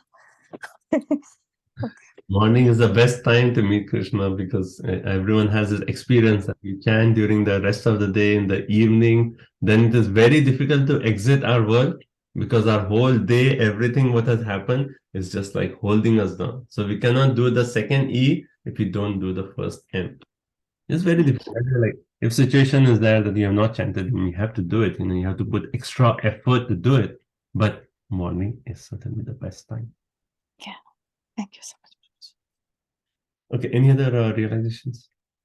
Hare Krishna Prabhuji, the points that we heard about bowing down and also getting the next point of taking the shelter of the devotees or of the Lord. It's not just taking their dust, but following their instructions is the key. That was very important for me. Not just going down and all that, but what is the instruction that I want to follow, that or see them and get one thing that I want to take away and follow. Yeah, that's why devotee association is not cheap, you know. Like even if you are fortunate to come in contact with devotees, that contact comes with certain sacrifice. We should be willing to change our life based on the instructions of that. Then that is real association. So we should meditate on this point that even if you're fortunate to come in contact with devotee, that is that willingness from our side to like, okay, I'm going to let go of this thing to actually really follow that mission. Thank you. Okay. Anyone else? Hare Krishna Prabhuji, just taking it further, following the instructions. So we can always think, how can I please you, Prabhupada? Yes. I Thank you. like the point. I also like the point you said that in Japa we meet Krishna. Mm. Hare Krishna Prabhuji. I really liked how each and every limb, how it should be engaged in Krishna's devotional service. And also, I really loved your meet principle, how to do the japa to connect with Krishna. It's very wonderful. Thank you so much, Prabhuji. Thank you. Thank you. Yeah. What was the first point, Mother, you said? I said how you said like that a frog's tongue and the snake. How each limb, Each yeah. and every limb it has to be connected, with the Krishna consciousness. Mhm. Like bow down the head and do the arti with the hand, and how you have to see the Namaguna Rupa Leela of the Lord and visit the holy places. How each and every limb has to be engaged in the service of the Lord. That was wonderful. Okay. Thank you. Yeah. We should meditate like who has given us this ability to see, to hear, to taste. It's all coming from Krishna. Right? Hence we engage in Krishna service. Otherwise we are being disloyal. Okay. Thank you. Very nice. Anyone else? Hare Krishna Prabhu, I was really thinking of that, how the dust of the lotus feet, devotees' dust is so important. I was just thinking that, we can only bow down when we receive that knowledge, right? When we have received the knowledge of bowing down. So it's so amazing that they give us the knowledge so that we bow down and get the dust on our feet, and that's it. So they're so merciful. I was thinking that not only Krishna's devotees are also so merciful that they are always endeavoring that you please do a little bit and I will make sure everything, just like how, by Krishna's mercy we have devotees, by devotees' mercy we have Krishna. Like Gaura gives Nitai, Nitai gives Gaura, So we only bow down when we have received that knowledge of bowing down, That's what is missing now in our Indian culture. Yeah. Very nice point, Mother. Yeah. Without knowledge, it just becomes a tradition or like, oh yeah, the previous generation used to do that, but that's old fashioned. Old fashioned. I am new fashioned. I have the latest iPhone, all this nonsense, Like it's very nice point. Without knowledge, we cannot appreciate all these even simple things. Thank you. Yes. Hare Krishna Prabhuji. Yeah. Sorry, Prabhuji, you want to go first? Go ahead, Mataji. Okay, thank you. Yeah, Hare Krishna Prabhuji.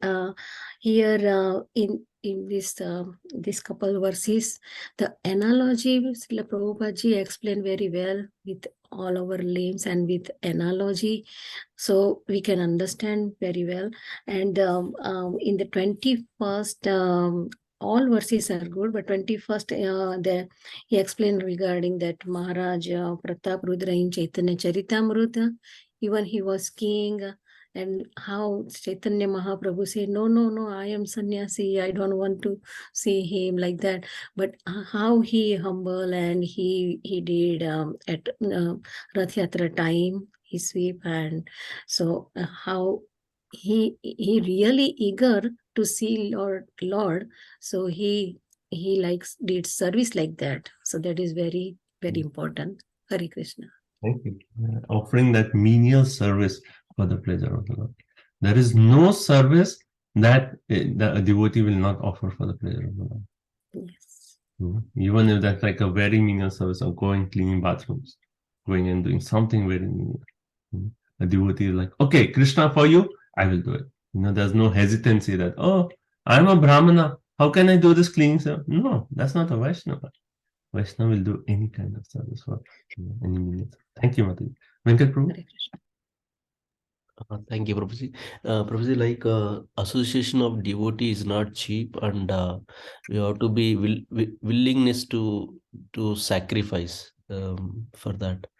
That is one point. And in 20, Prabhuji, like the exchange of views between the master and disciple is possible when the reception is submissive and real. Yeah. Very nice point. There has to be that submissiveness from the disciple to actually receive the knowledge. Thank you. And there are nice comments on the chat also. You can see Arundhati Mati give the example of Ambarish Maharaj, how he engaged every limb in the service of the Lord. He is like the typical example that even Prabhupada in Bhagavad Gita he quotes. Even in the second chapter, when he talks of the senses, when Krishna is talking of senses, he says that is the way, by actually engaging every limb in service of the Lord. And Divya Nitali Mati gave the example of Indra Prabhu, how he used to clean the bathrooms. Yeah, thank you. Okay. Anyone else? Yeah. Prabhuji, I like the point that we need to do sadhana bhakti first, and then it leads to our bhava stage. So as the guru, spiritual master or Siksha Guru advises, we need to do devotional service, and then we can transform. If there is no transformation, means there is no use. We are doing offenses. Yeah, that's a very important point. If we don't see a transformation in our life, and that transformation can also begin. Prabhupada actually mentioned that point in the purport. I didn't mention by detachment from our material attachments. So as we progress in spiritual life, if we are not seeing the virakti, the detachment from material things, that means that something is holding us down. We are rowing the boat, but the anchor is still down. So we have to see what is that anchor that is holding us down, and then focus on that, take away that offense, and then that way we can progress. Very nice one. Thank you. Okay. Anyone else? Yes, Prabhuji, I was reflecting on the dust of the lotus feet of the Lord. And I think there is this verse in Chaitanya Charitamrita, Bhakta Pade Dulya Bhakta Pade Jal, Bhakta Bhukta Avshesh 18 Mahabal. So those three very powerful. And I was also reflecting that the 6 limbs is described here. If we don't engage them, we basically become victim of the 6 anarthas. So, Kam, Krodh, Lobh, Mohammed, Matsar. If we don't engage these 6 limbs. How did you relate that, bro? That's interesting. I never thought of point. Yeah, not all 6, but some of them, they can be, like, for example, the touch, the sight, can be related. Like the lobe can certainly be associated with the point of not bowing down. That's an interesting comparison. Think about that. Thank you. Yeah, the first point that Prabhu said is like the 3 items Chaitanya says it has very powerful. Mahabal is one is the dust of the lotus feet of Vaishnava. Second is the water that will wash the feet of Vaishnava. And third is the remnants of foodstuff. That is Mahaprasada. Okay, so we'll stop here. So let's take a quick break, and let's come back in 4 or 5 minutes, and we'll go chapter 4. Okay, thank you so much. Bhagavatam Ki Jai, Prabhupada Ki Jai.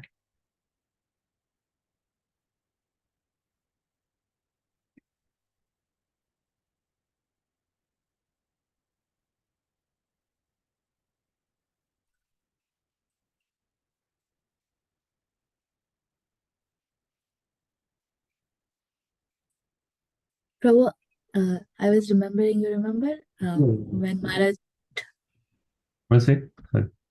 when Maharaj put his lotus feet on my head? Fortunate. Remember that. You really very rare devotees can get that special mercy. Really, and you rushed like I think 1 second later. Not qualified. Not qualified. I was pregnant that time, Prabhu. That is why the qualification, Thank you, Alex.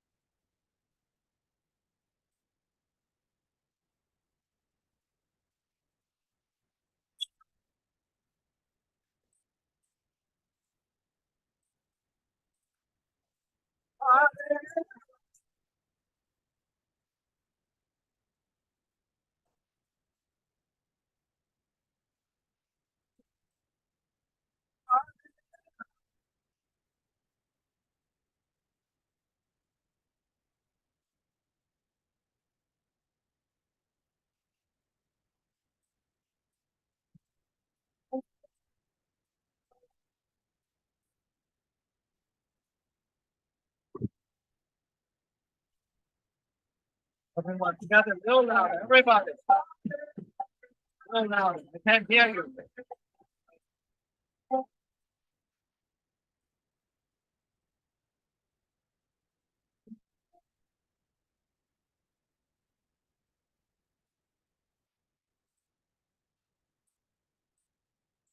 One more time, a little louder, everyone together.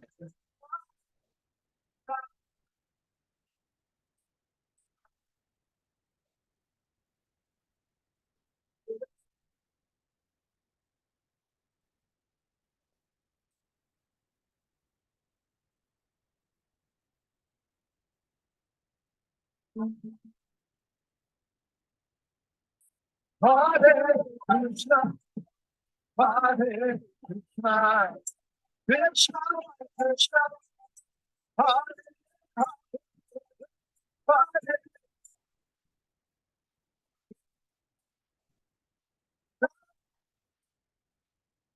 Hare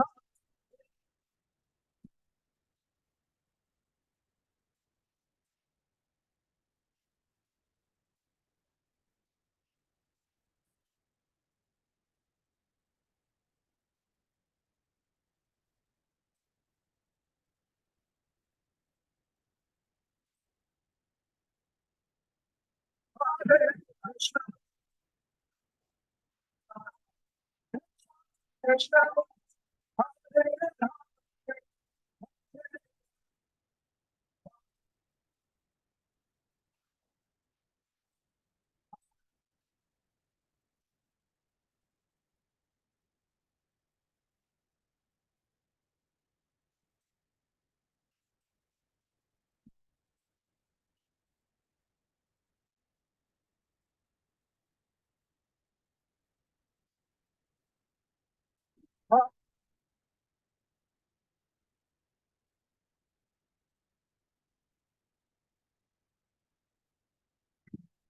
Hare Krishna, Krishna Krishna, Hare Hare, Hare Rama, Rama Rama, Hare Hare.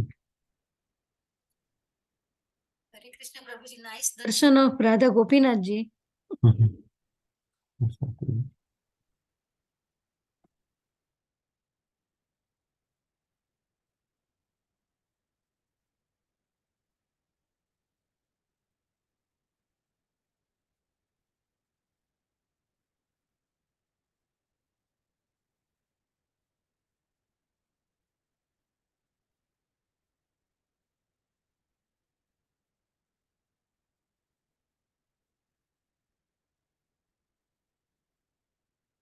Okay, Hare Krishna, everyone. Please come back. Let's continue.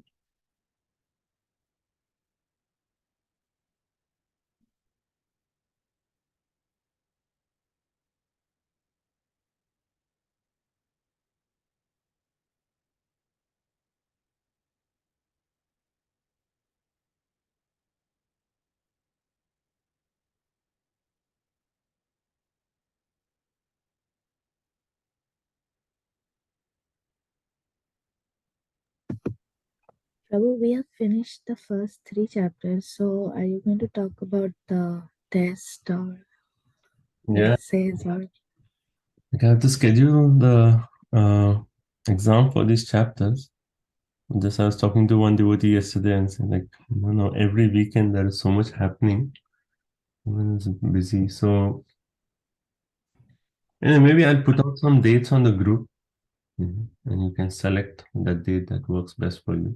Because I know summer is a lot of travel, but we need to schedule it soon. So I'll put out some options, or if you have some suggestions, you can always personally message me, then we'll consider that. Okay, so let's start. So chapter 4, titled Process of Creation. Okay, let me share my screen quickly. Let's see the overview of this chapter. Oh, 1 minute.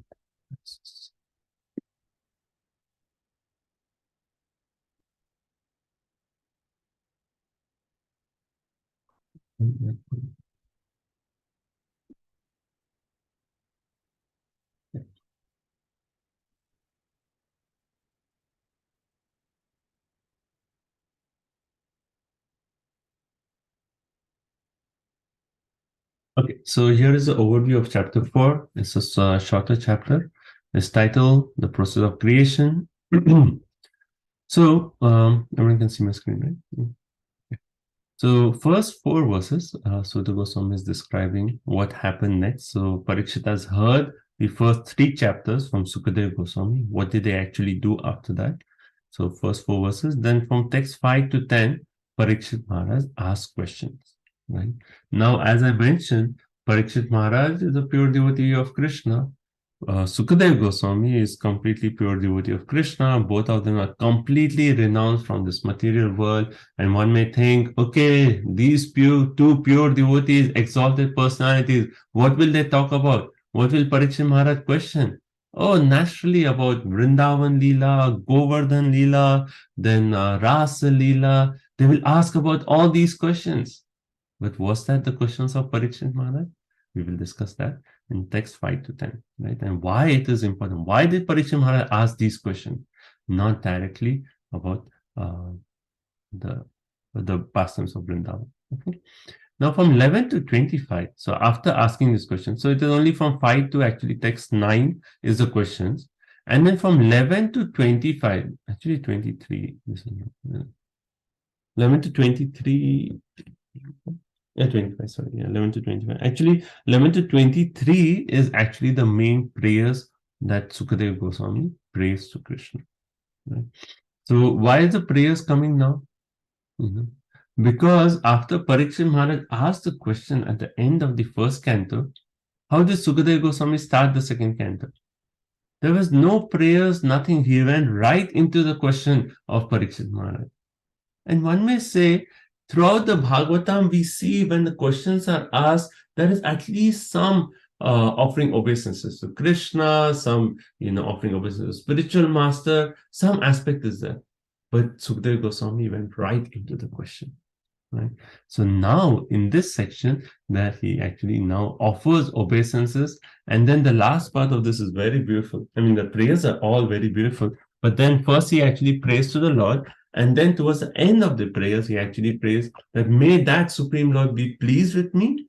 And then he actually prays, may that Lord give me the knowledge so that the words that actually come from my mouth, it be like a beautiful description of the glories of the Lord. And then further, he's actually praying that may those words, may the Lord be pleased with me and decorate my words with literary ornaments and qualities invoking Madhurya, Karuna, and other rasas to bring joy to the listeners. So he's praying to Krishna that you please speak through me, right? So that all these wonderful rasas actually, come out through a speech and the devotees can relish these rasas.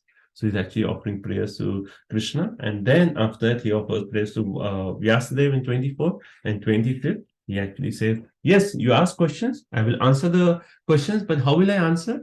I will answer based on a conversation that took place between Brahmaji and Narada. And then in chapter 5, we start off with a conversation between Narada and Brahma that will answer the same questions that Parikshit Maharaj has asked in this chapter. Okay, so the flow is okay? All the chapters, okay. Okay, so let's start with text number 1. Okay, so Sanskrit. Sutta Uvacha Vayasakiriti Vachas Tatva Nishchayamatmanaha Upadarya Krishne Otareya Satim Yadad. Sutta Goswami said, Maharaj Parikshit, the son of Uttara, after hearing the speeches of Shukadeva Goswami, which were all about the truth of the self, applied his concentration faithfully upon Lord Krishna. Okay, so Upadarya Matim.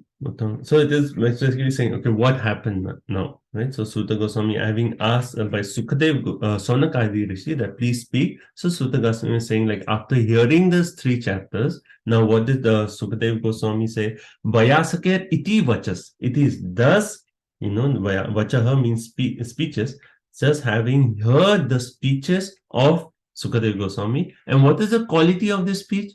Tattva Nishayam Atmana. Tattva Nishayam Atmana. Atmana means self and Nishayam means truth. They are all about the real truth of ourselves. Why? Because all these chapters conclude with the activity of hearing, chanting, remembering Krishna. Right? So that was the conclusion. So all these are truths about Krishna. And then it says, what did Parikshit Maharaj do after hearing this message? Particularly the word here used is Autareya. Autareya means the son of Uttara. Son of Uttara. So Autareya, referring to Parikshit Maharaj. And then he did what? Upadarya. He actually realized the message. So one is actually receiving the message. And then what is after receiving? So Shravanam, then Mananam, then Nididhyasana, and then Kirtanam. Right? That is our process. So Shravanam, after hearing, he actually Upadare, he actually meditated on that, he realized it, and then applied Matim. Matim means he actually focuses concentration on Krishna. So basically, Acharya explained that how when Sukadev Goswami made the point that Tivrena Bhakti Yogena, then Parikshit Maharaj was actually thinking, yes, naturally he was a devotee of Krishna. He was throughout his life absorbed in thinking of Krishna. Actually, from within the womb and throughout his life, it was all about devotion to Krishna. But now having heard Tivrena Bhakti Yogena, he actually further concentrated his mind. Tivra, we discussed Tivra, right? Focus, concentrated. He's further concentrated his mind onto Krishna. Right? And then the word used is Satim. Satim means chaste. So Prabhupada explains this word Satim in the purport. He says Satim means existing and chaste. Right? So he says both of these words are actually applicable to Parikshit Maharaj.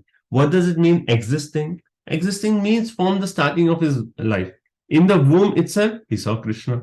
Throughout his life, thinking about Krishna. His grandfather, Pandavas, pure devotees of Krishna. So he heard about Krishna. So he's existing, he's already a pure devotee of Krishna. And then it says chaste. Chaste, in the sense that he was perfectly chaste in his devotional service, and hence he continuously concentrated. He further concentrated his mind upon Krishna. So what does this practically mean for us? So when we hear the message, we realize it. Okay, what is being spoken? What is important for us? What is the inner meaning of this? Right? How is it applicable to us? And that knowledge should actually help us to come to the point of concentration of Krishna. Then that is real knowledge. The knowledge should actually make our bhakti tivrena. Right? So that's what Parikshit Maharaj is actually experiencing there.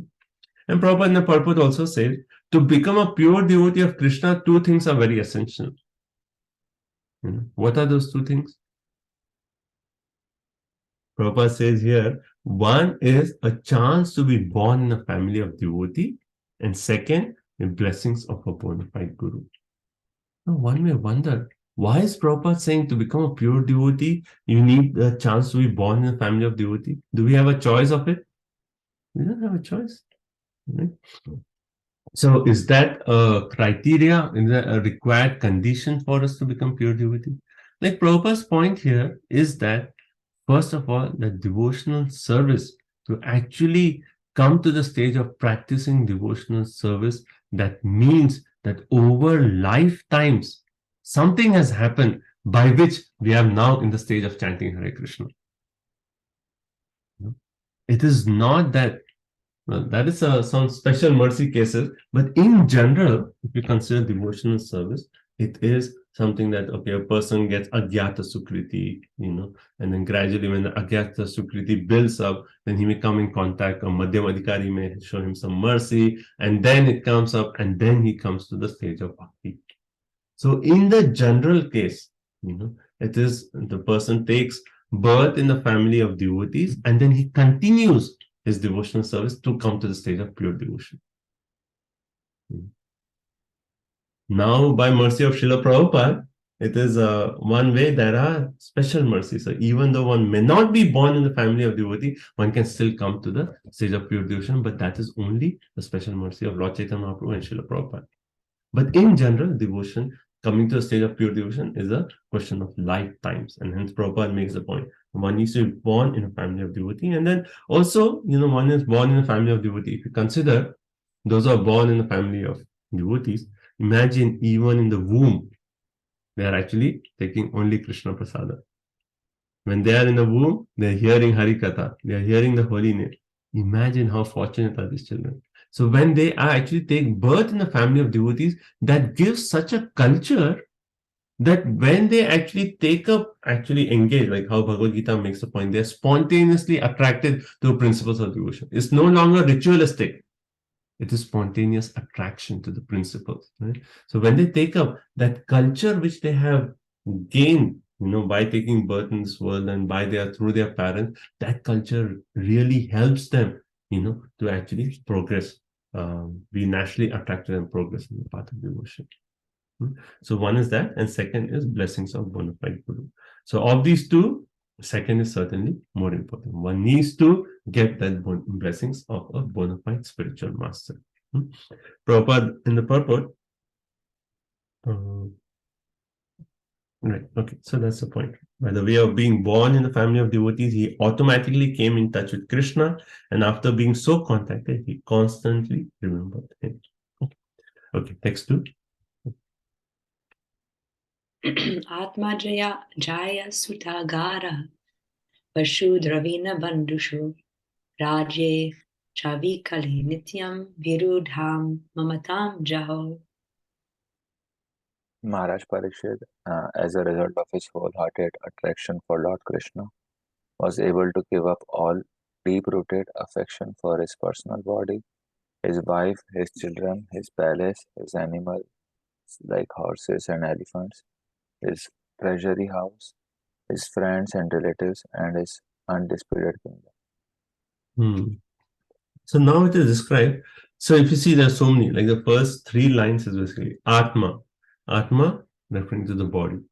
So it's so interesting that Atma, it refers to the mind, it refers to the soul, it refers to the super soul, and in this case, it refers to the body. Now, how does one actually know Atma is here referring to the body?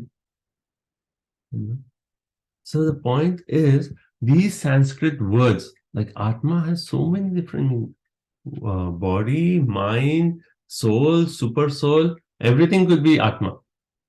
But it is only the Acharyas who actually know what is the right context in which each word is actually used. So for us, it is so important to have that faith in the explanation of Prabhupada, saying that yes, Prabhupada really knows what is the context and hence he has explained it in this way. You know, it's just like this, like if someone is close to another person, right? In the material world, if there's a relationship, and that person may ask, I had this example that the person may ask, can you bring coconut? Now, if the person is close, then he knows what coconut he needs, whether that is the green coconut, whether it's the dried coconut, whether it's coconut water, it is grated coconut, or how many forms of coconut we have. Right? Or if the person is doing yagya, this person knows, he knows what kind of coconut he needs to bring. Right? So if you know a person, if you're close to the person, then you know the context in which that word is used. Someone might just say, bring coconut. Now, if someone is preparing something in the kitchen and he asks for bring coconut, then it's probably like he wants some shredded coconut to make a preparation. And if you go and bring like a green pulp coconut and say, here, right now it's not useful to me. It is coconut, but right now not useful, right? So if you're close, you know the context. Similarly, the Acharyas, Srila Prabhupada, they're so close to Krishna that they actually know the context in which every word is used. So, how the meanings of these verses and the translations and purports have been given, we know that because Srila Prabhupada is so dear to Krishna, these are perfect. It is not so much of like, oh, Sanskrit expertise and all those things. It is a question of connection with Krishna. Right? So Atma, here referring to body, Jaya referring to wife, Suta, son, Agara, palace, Pashu, horses and elephants, Dravina, treasury house, Bandushu, friends and relatives, Rajya, kingdom. So all these things. So what was Maharaj Parikshit's position before he got cursed? It wasn't that he had a kingdom where there were like so much trouble and neighboring people were coming and attacking and, kingdom, everyone was not following rules. No, his kingdom was perfect. He actually chased Kali out of his kingdom. Perfect kingdom, all the neighboring, countries, they bow down to Parikshit Maharaj. Everything was perfect for him. And not even like family problems or this problem, that problem. Everything was perfect. And then it says, all these things, then say, avikale. Avikale means even without being disturbed, he actually, jaho, he gave them up. Like though they are virudham mamatam, though one has deep-rooted affinity for these things, he could actually easily give them all up. Right? So one may say, like, didn't he already give them up before he came to the banks of the Yamuna? Then why this verse is again saying that he gave it up? See, one may externally detach from these things. But the second thing is where there's an internal detachment from these things. Like when you go to India, especially, okay, let's say we're going to Dham. And when you go to the Dham, right? Yes, your everything here, your house, your cars, then maybe your property, your job, everything you're leaving here. But you may land in Vrindavan, and especially like you may have this experience. If you're like very much absorbed in your job and everything, and you take a flight, you enter Vrindavan, what is on your mind? Still the same things. The job, I was doing this, and then work was this, and then car was this, my life was this. We enter Vrindavan, but we are still here. So we have to cultivate that internal detachment. That's why it says that you cannot just buy a ticket to enter Vrindavan. You have to do the inner detachment to actually enter Vrindavan. Right? You have to exit your life, enter into Krishna's life in Vrindavan. So here, when we see Maharaj Parikshit being described to give up all these, now he is giving that internal detachment. And hence it says, Viruddham Mamatam. These things are so deep-rooted affinity we have for all these things. But for Maharaj Parikshit, Vikale, Avikale, without being disturbed, he could just give them all up. Right? So that is the glory of Maharaj Parikshit. So, then Prabhupada actually makes a point that because of this and how he could give up without being disturbed, because he had that wholehearted attraction for Krishna. So, is this detachment easy? It's not easy. Like even if when you go to Vrindavan, you go to the Dham, because your mind has been so much absorbed in other things, when you go to the Dham and you want to stop thinking of all this, the mind is naturally drawn back to this. And especially you have like WhatsApp messages and people are still texting you, oh, you have to do this, you have to do this. And this, our mind is still here. So detachment is not easy. So there is one point of detachment, but that detachment will truly come when there is actually positive attraction for Krishna. And here in Maharaj Parikshit, because he had that wholehearted attraction for Krishna, Nityam, constantly he had that attraction for Krishna, then he could easily give them up without being disturbed. Right? So there's external detachment, there's internal detachment. First point. Right? Externally you're detached, but internally. And then the second point is that internal detachment, the real detachment comes only when there is positive attachment to Krishna. See, one may take up spiritual life because of frustration from material life. Agreed? Someone may think, oh, so much problem, my boss is horrible, this, that, let me take up Krishna consciousness. And we see in the temple also, some people, they have a lot of material problems and they come to the temple and say, oh, now I want to chant 16 rounds, I want to do this. You see, somehow or other they're taking to chanting, that's very good. But that kind of coming to bhakti because of frustration is actually not the best way of coming to bhakti. Because when that material situation, the frustration is gone, then one feels like, okay, what is the motivation for continuing 16 rounds? And it's okay, I'll go to the temple, but the motivation is not so strong. Finally, the real motivation to come to bhakti is really strong when, yes, there is detachment, that's convinced. We are convinced that the material world has nothing to offer, but at the same time, we have some attraction for devotees, some attraction for kirtan, some attraction to a spiritual activity. Like my life, like when I first time saw devotees, I saw these brahmacharis, and they were like so effulgent and chanting Hare Krishna and so pure. What was my first thought was, oh, I want to become like them. Whatever they are doing, I want to do. And it's true for us. We get inspired by other devotees. So our taking of bhakti is not only detachment from material, not only frustration, but we are attached to a devotee, or we are inspired by a devotee, or we like kirtans or something like that. Right? So you get that point. It is not only out of frustration, but positive. So Parikshit had that wholehearted attraction for Krishna, and then hence he could easily give up all those things. So Prabhupada in the purport, he says, material civilization of material attachment. Material civilization of material attachment. He describes what it is, right? And he says, like, we have an illusory attachment for a personal body. Because of the personal body, we select a spouse to give us bodily comforts. And then when the spouse is there, then children are there. Then when children are there, then we need a nice house.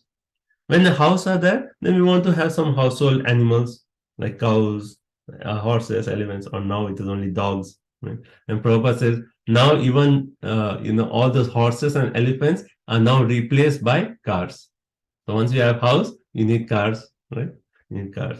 And then to maintain all these things, right? Household, cars, dwelling place, then we need to increase our bank balance. Right? So we invest our money, we get involved with investing, maintaining our treasury.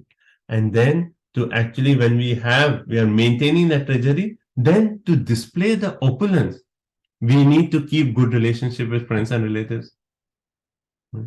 If you have a lot of money, but there's no one to show how rich I am, how good I am, then you're not enjoying the money. That's what people say. Right? So then you need good relationships. And then to have good relationships, you have to maintain a status quo. And Prabhupada said, this is the material civilization of material attachment. It all starts with the illusory attachment to our body. And then it just grows from there. Right? So Prabhupada talks about that. Then second point that Prabhupada says, the devotion for Krishna means negation of all material attachments. Right? So this was the point I was saying, that once we get attracted to Krishna, then it is easy to give up our material attachments. Right? Otherwise, to give up these things, very difficult, very difficult. But when our bhakti to Krishna increases, then it's easy to give up. And then Prabhupada actually makes an excellent point. He says, by Krishna's mercy, Parikshit Maharaj received an undisputed kingdom, material affinities, good family, and so much power, opulence. It was all Krishna's mercy that he got all this. And now it is all Krishna's mercy that he has actually given Parikshit Maharaj a detachment from all these things by taking everything away by a curse of 7 days. So you see, Krishna's mercy can come in the form of giving, and Krishna's mercy can come in the form of taking. But for a devotee, both of them are Krishna's mercy. So Krishna's mercy may come at a particular stage in our life. When we are using things in Krishna's service, Krishna might give us a lot of opulence. And we use that more and more. Distribute books, give money to temple, we are using it. At one time, Krishna will say, okay, all those things, that phase was there. Now it is Vanaprastha. Okay, time to take away. That is also Krishna's mercy. So giving or taking is both Krishna's mercy.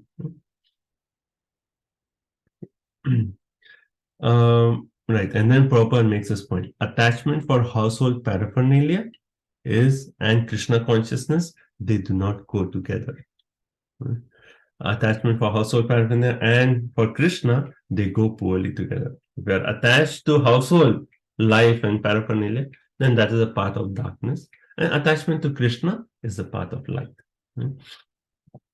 So the point is, like, okay, we are attached to all these, household paraphernalia, car, and all the items, property that we possess, then that is just a cause of anxiety, right? And then how can you be attached to Krishna when you're attached to so many things? So what does the expert devotee do? He actually converts or dovetails the attachment with house, children, property to service to Krishna and engages everything to Krishna.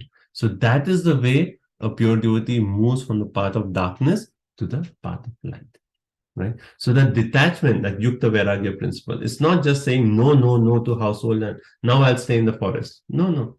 Whatever you have, dovetail it in service of the Lord. And Prabhupada quotes that verse, Yukta Vairagya, Nirbandhe Krishna Sambandhe Yuktam Vairagya Uchate. So our principle is Yukta Vairagya. Whatever Krishna is giving, we use that in service of Krishna. That way we are actually detached. Okay. Now another point here.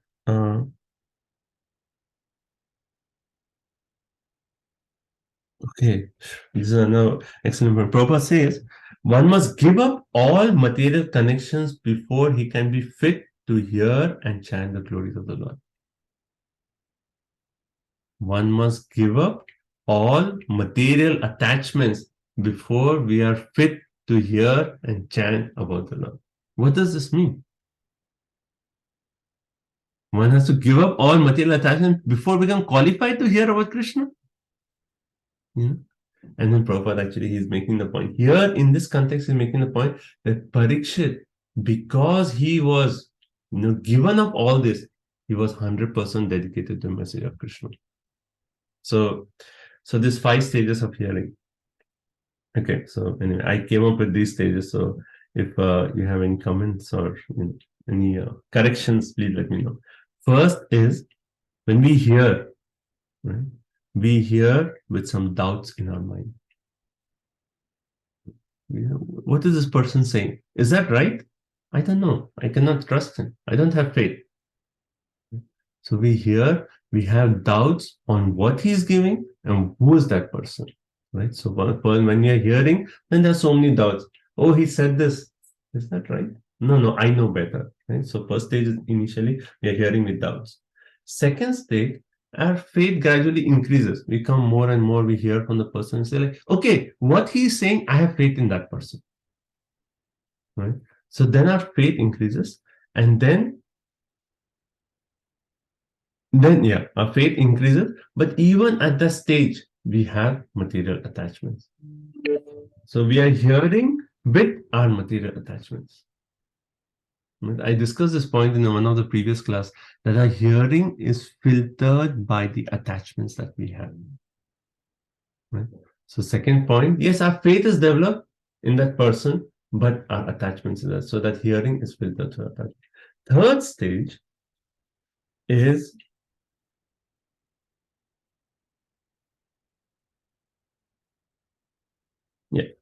third stage is where we actually gradually, as we take up the process of sadhana bhakti, then we give up these gross attachments. Attachments is there, but gradually we are giving them up, right? And then when we are coming to hear Harikatha, we are like a sponge. Whatever is being spoken, we know this is so important. Whole Bhagavatam is focusing on Shravanam. Have to hear. So we absorb everything like a sponge. Right? And then the last point is when we hear out of love. Krishna in Bhagavad Gita, what does he say? Priya Manaya. Oh Arjun, you're Priya Manaya. You're filled with love for me. Hence, I'll give you the most confidential knowledge. When we are hearing with love for Krishna, then anything we hear about Krishna Katha, it says, oh, my beloved is so wonderful. That's our realization. We fall more and more in love with Krishna. So these 4 stages. And where is Parikshit Maharaj? Not only he has given up all his detachment, but he is a lover of Krishna. So he is in the highest way of hearing Krishna Katha. Right? So that's why Prabhupada has established a morning program. First is what? Japa. We chant Japa, and then when we hear Harikatha, at least those gross attachments are gone. Our mind is more clear, and then we can absorb the Harikatha like a sponge. So Prabhupada's system of the morning program is so perfect. Japa, then Bhagavatam class. Mind purified, attachments gone. Now we are like a sponge. We can absorb everything. Right? So these are different stages, and we see how Parikshit is at the highest stage of hearing. Okay. Now next we go to next verse, text 3. What's the 4th stage, you said? You said 4 or 5? Yeah. There are 5. What is the 4th one? Okay, so I'll start from top because I don't think I mentioned the last one. So first is hearing out of love, highest, right? What Parikshit Maharaj, it was out of love. Like even in material world, when you're in love with someone and wasn't saying, then that is so intimate katha, right? Intimate, so hearing out of love. Second is little lower, is we are hearing, and there may not be so much love, but at this time there are not also so many attachments. Like, you did good japa, you're hearing, then you're absorbing everything like a sponge, right? So this is something that we can create, that though there are some attachments, but we are preparing our consciousness to hear Harikatha. Right? That is hearing of those. Then after below, next stage is we hear with attachments. We have faith, but we are hearing with attachments. Right? And then below that is our faith is very weak. I don't know whether what he's speaking is actually right. So I don't have so much faith. And actually, if you go one level below, which I did not say, is where you're even like, like sometimes people come that the wife is more inclined. And then the husband is just sitting in the class like, because my wife wanted me to come, I'm here sitting in class hearing Harikatha. So he's not interested, not even want to hear, but because he's forced, he's just sitting there. So that is that kind of hearing, where he's just there because of circumstance, but he has no interest in the Harikatha. Okay, is that clear? The difference. Anyway, this is not this. I just came up with these stages. This my thinking. So you can see if you want to, modify, or if you feel that we like to add on, you can always add on. But we see these stages even in a sadhana. It's okay. Okay, text 3-4. That's fine. Tapracha chemame vartam yanmam prichata satamaha Krishnanubhava shravane shradadhano mahamanaha samstam vigyaya sanyasyam karmatrai vargikam chalyat vasudeve bhagavati atma bhavam dridam gataha.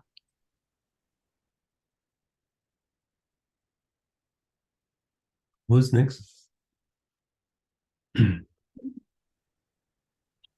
Sarva Vitru.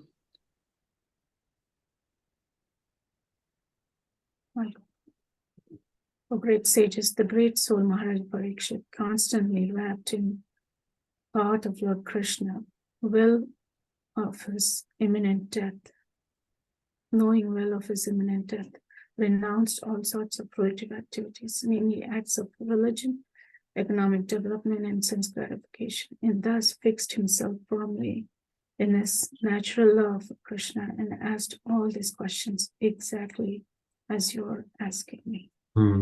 So text 2 gave the aspects of Atma, Jaya, Suta, Agara, all those things that Parikshit gave.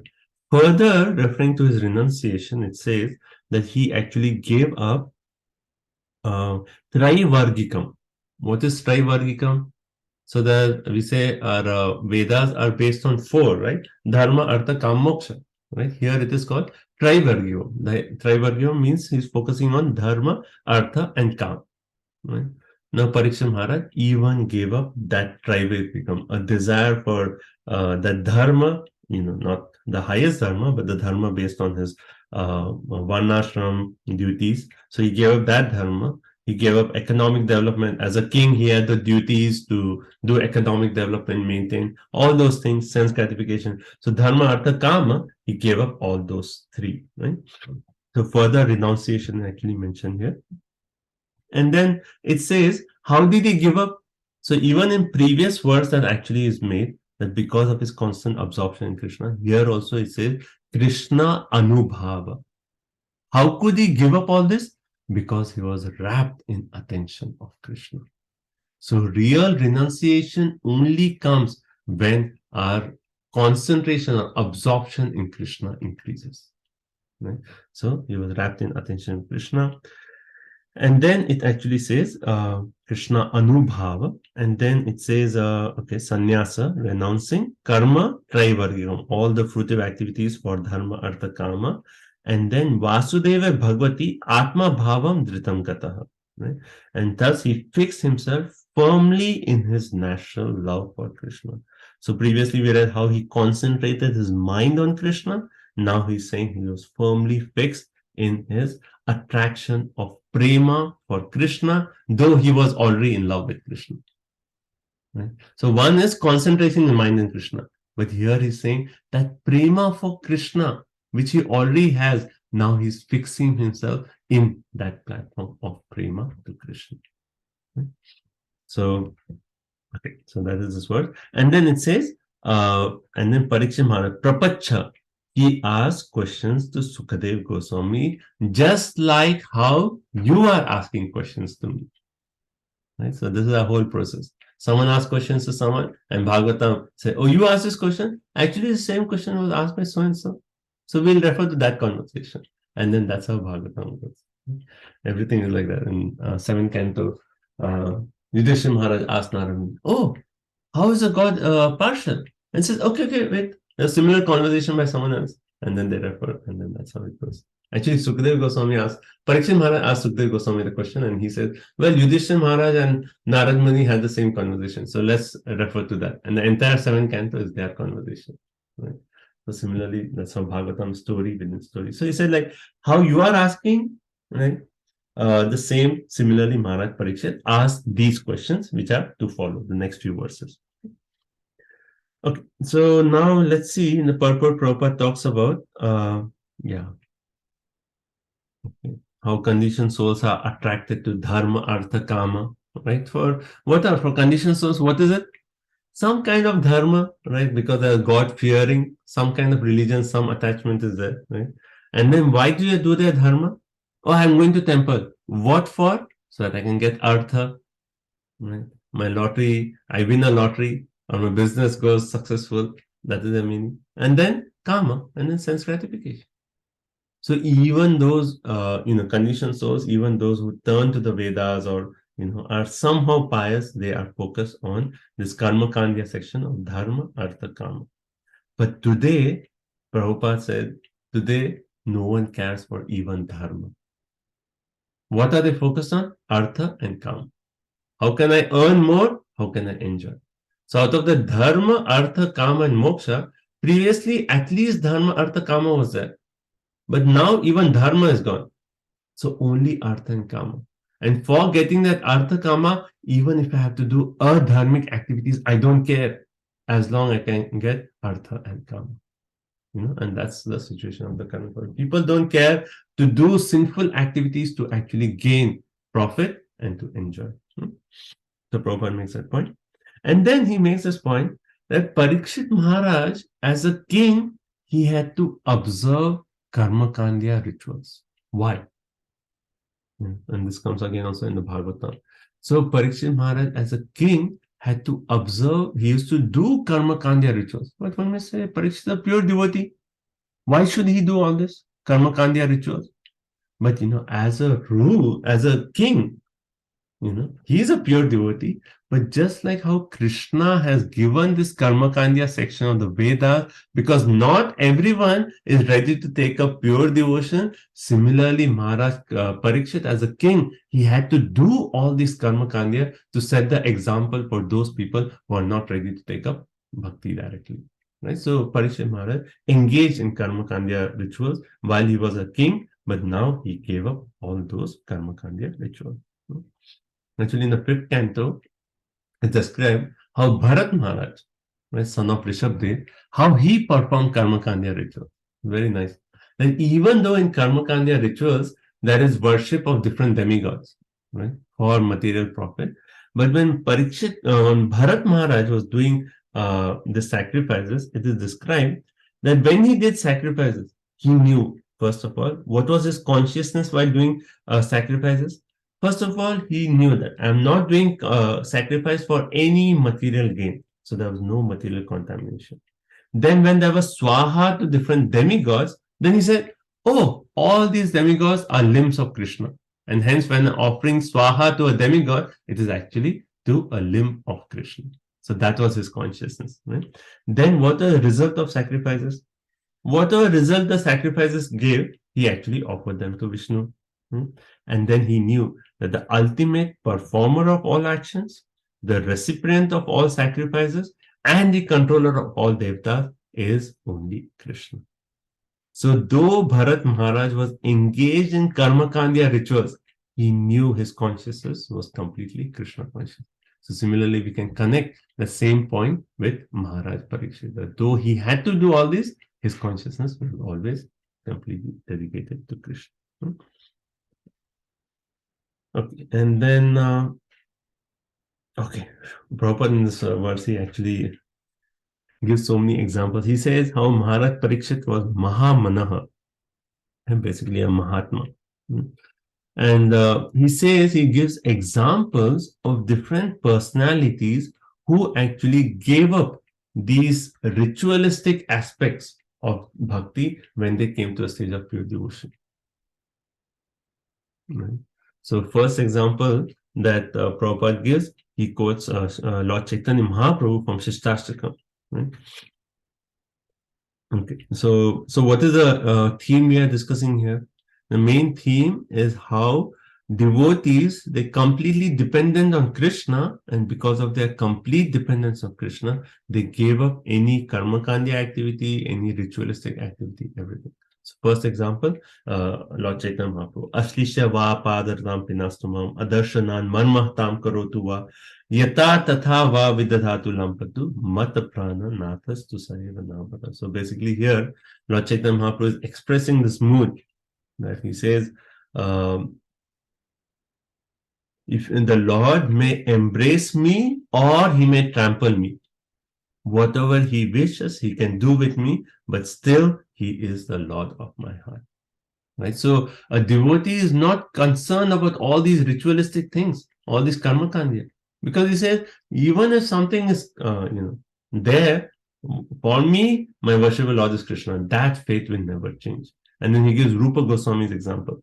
He says Rupa Goswami, he compares a devotee to a Chataka bird. So what is the quality of a Chataka bird? There are actually many verses which talks about Chataka bird. What is the quality of Chataka bird? One would like to say. He drinks only the water from the rain.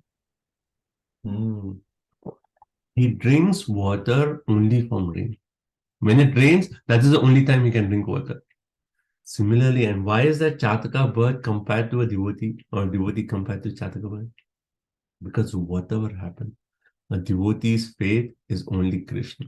If that rain comes with thunderbolt, but still the Chataka will accept only that rain. He won't drink any other water. Similarly, to a devotee, even if that mercy comes in a way as a thunderbolt, but still he said, okay, whatever happened, he is my Krishna, nothing else. Right? So that is the faith. And then Prabhupada gives Madhavendra Puri's example. This verse is quoted even in Bhagavad Gita. It says, Sandhya Vandanam Bhadravastu Bhavato Bas Nana Tubhyam Namo Baho Bhudevo Pitarascha Tarpana Vidho Naham Shama Shamyatam Yatra Kwapi Nishadya Yadava Kulot Asya Kamsa Dushaha Smaram Agam Harami Tad Alam Manye Kim Anyena Me. So he's saying, Madhavendra Puri is saying, oh my evening prayer, oh my three sandhya, doing Gayatri 3 times, oh my offering to demigods, oh forefathers, all these. Now, please excuse me. I can no longer do all these. I said, why? You are a devotee, you should do all this. You should do 3 sandhya, you should get up in the morning, take your bath, take bath 3 times a day, observe offerings to the pitras, forefathers. You should do all this. And he says, Madhavendra says, no, please excuse me. I cannot do all this. Why? Smaram agam harami. Now I have decided to free myself from all these sins simply by remembering anywhere and everywhere the enemy of Kamsa, Lord Shri Krishna. And that is sufficient for me. So when a devotee comes to that stage where anywhere and everywhere he can remember Krishna, then what is the use of all those ritualistic aspects? But until one comes to a stage of always remember Krishna, one needs to do 3 sandhyam. We have to do our Gayatri 3 times. We have to take our bath. We have to do all these aspects. We cannot just artificially jump to a standard. The whole purpose of all these is to bring us to pure love of Krishna, where we are at the state, just like a fish out of water, we can never forget Krishna. Once we are there, all these things, if they are helping us remember Krishna, then we can accept. Why otherwise, why do we care? So these pure devotees at that state, let's say, we don't care for all this. And then Prabhupada also gives the example of Prahlad Maharaj, he quotes from 7th canto. So 4 examples Prabhupada, Lord Chaitanya Mahaprabhu, Rupa Goswami, that's from Stava Mala, Madhavendra Puri, and then Prahlad Maharaj. Where all these 4 devotees, they gave up any kind of karma kandya, any kind of dharma, artha, kama, just because they are completely absorbed in Krishna. And Parikshit Maharaj was at this time completely absorbed in Krishna, so he could easily give up all these things, following in the footsteps of all these different Vaishnavas. So this is Vyavasatmika Buddhi. The Prabhupada said, this is one pointed attention to Krishna. Nothing else. All our so-called rituals we may be attached to, especially many of us from Indian background. We may have so many traditions, so many demigod worship, this, that, we may be attached to. Once you come to the bhakti, if that aspect is helping us in our devotion to Krishna, we accept. Otherwise, you should reject. You should reject. Why is it even important now? Our whole point is to come to the stage of completely being absorbed in Krishna. Okay, let's see the time. 36, right? Okay, let's do one more verse and then we can stop. Next point. Rajovacha Samichinam Vacho Brahman Sarvagyasya Tavanaga Tamo Vishiryate Mayam Hare Katayata Katam. Maharaja Parikshit said, O learned Brahmana, you know everything because you are without material contamination. Therefore, whatever you have spoken to me appears perfectly right.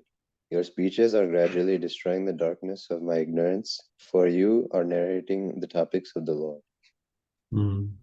So now Suta Goswami is saying, after describing, what did Parikshit Maharaj do after hearing 3 chapters? He internal detachment, gave up all those Atmajaya, Sutta, Agra. Then internally he gave up even the attachment to Dharma, Artha, Kama, all those things. And he was focused, increased his concentration on Krishna, and he was fixed in his natural love for Krishna. This is what Parikshit Maharaj did. And then in that state of his natural love for Krishna, he started speaking. So imagine, even the qualities of Parikshit Maharaj and Sukadeva Goswami are repeatedly pointed out that this is how we should hear. This is how we actually ask questions and so on. So first thing when he actually speaks is 3 chapters he has heard. So first he says he glorifies the speech, he glorifies Sukadeva Goswami, and then he talks of the result of hearing first 3 chapters. Okay? So 3 aspects are described in this verse. Glories of the speech. What is the glory of speech? Sami China Vachaha. What you have said, O Sukadeva Goswami, is perfectly right. Perfectly right. There is no flaw in your speech. It is 100% right. So Parikshit Maharaj, as a devotee, is also that way, congratulating Sukadeva Goswami. What you said, beautiful, sadhu, sadhu. So he said, Sami China Vachaha. Then second, what is the glories of Sukadeva Goswami? How could he speak so nicely? Because he is Sarvagya, Sarvagyasa. Sarvagyasa means one who knows everything. And second is Anaga. He is without any material contamination. He is sinless. Okay. So that is 2 qualities of Sukadeva Goswami. And what is the result of that speech? Vishvyate Tamaha. Gradually disappearing darkness of ignorance because Hare Katham, because you are speaking Hare Katha. So what is the result of hearing 3 chapters? He's saying and certainly Parikshit Maharaj is a pure devotee of Krishna, but he's making the point that by hearing this, any darkness in the core of the heart will be dissipated. Any darkness in the core of the heart will be dissipated. Okay? So, glories of speech, glories of Sukadeva Goswami, result of the speech. All 3. It's okay? Clear? Okay, so Prabhupada in the purport, he says the practical experience of Maharaj Parikshit is actually disclosed here, right? And what is the practical experience? And Prabhupada again refers to the point that we read discussed in the previous class. When we hear from pure devotee who are Anaga and Sarvagyasa, who know everything and who are completely sinless, what happens? What is that medical process? It is just like intravenously injecting something into our body. It immediately goes into the entire part of the body, right? So similarly, Parikshit Maharaj is actually experiencing that these words are so wonderful that immediately all the darkness in my existence is actually getting washed away. Right? So this is a practical experience of Parikshit Maharaj. And then Prabhupada actually, he's quoting one verse from the 11th canto of Bhagavatam. He doesn't quote directly, but he's explaining that verse. And he's saying, Bhakti Parshanubhava Viraktir Anyatra Chaishatrika Ekakala Prapadya Manasya Yatasnusus Tushti Pushti Shuddha Apaya Nughasa. What does this verse say? The verse comes in 11th canto, 2nd chapter. I think text around 30, 32 or something. So where it actually says that when one engages in devotional service, 3 things happen. Just like when one is hungry, and one eats prasadam, what happens? Right? Hunger goes away, satisfaction, nourishment of body, all three happen. Similarly, when one engages in bhakti, three things happen. One is a devotion to Krishna increases. Did Parikshit experience that? Yes. As soon as he heard, his concentration in Krishna increased. So his devotion to Krishna increased. Second, his direct experience of the Lord. By hearing Harikatha, what did we read before? Krishnanubhava. He actually had that anubhav of Krishna. So he had direct experience of Krishna. And third thing is what? Virakti. Virakti is detachment. So this verse is so beautiful that all those three aspects which are explained in the verse, devotion, direct experience of Krishna, and detachment from other things, from material things, all these three was actually experienced by Parikshit Maharaj. By hearing that Harikatha. Okay. And the example, what does the verse compare this to? Eating food, hunger, satisfaction, nourishment of the body.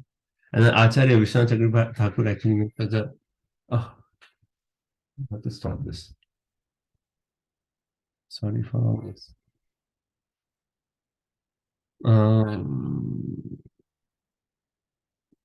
How do I stop this? Okay, so Vishwanath Chakravarti Thakur actually makes an excellent point in this. He says when someone is hungry and you give him a plate of prasadam in front of him, at that time his focus is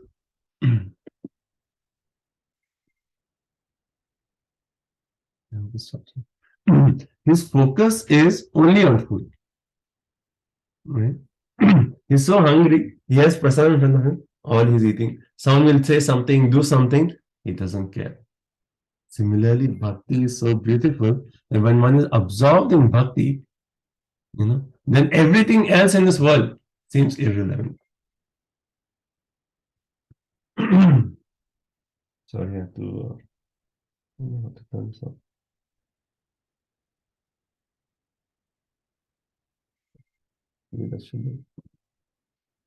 Okay. Is the point okay? Sorry for all the disturbance. Right? So these three aspects which are actually explained in that verse of the 11th canto were actually directly experienced by Maharaj Parikshit. So beautiful, right? Devotion, direct experience of Krishna, and detachment from things. Okay, okay. And then Prabhupada concludes this purport and says the crucial test of hearing Srimad Bhagavatam. Okay, if you have not read this section, what is the dash? Crucial test of hearing Srimad Bhagavatam is what?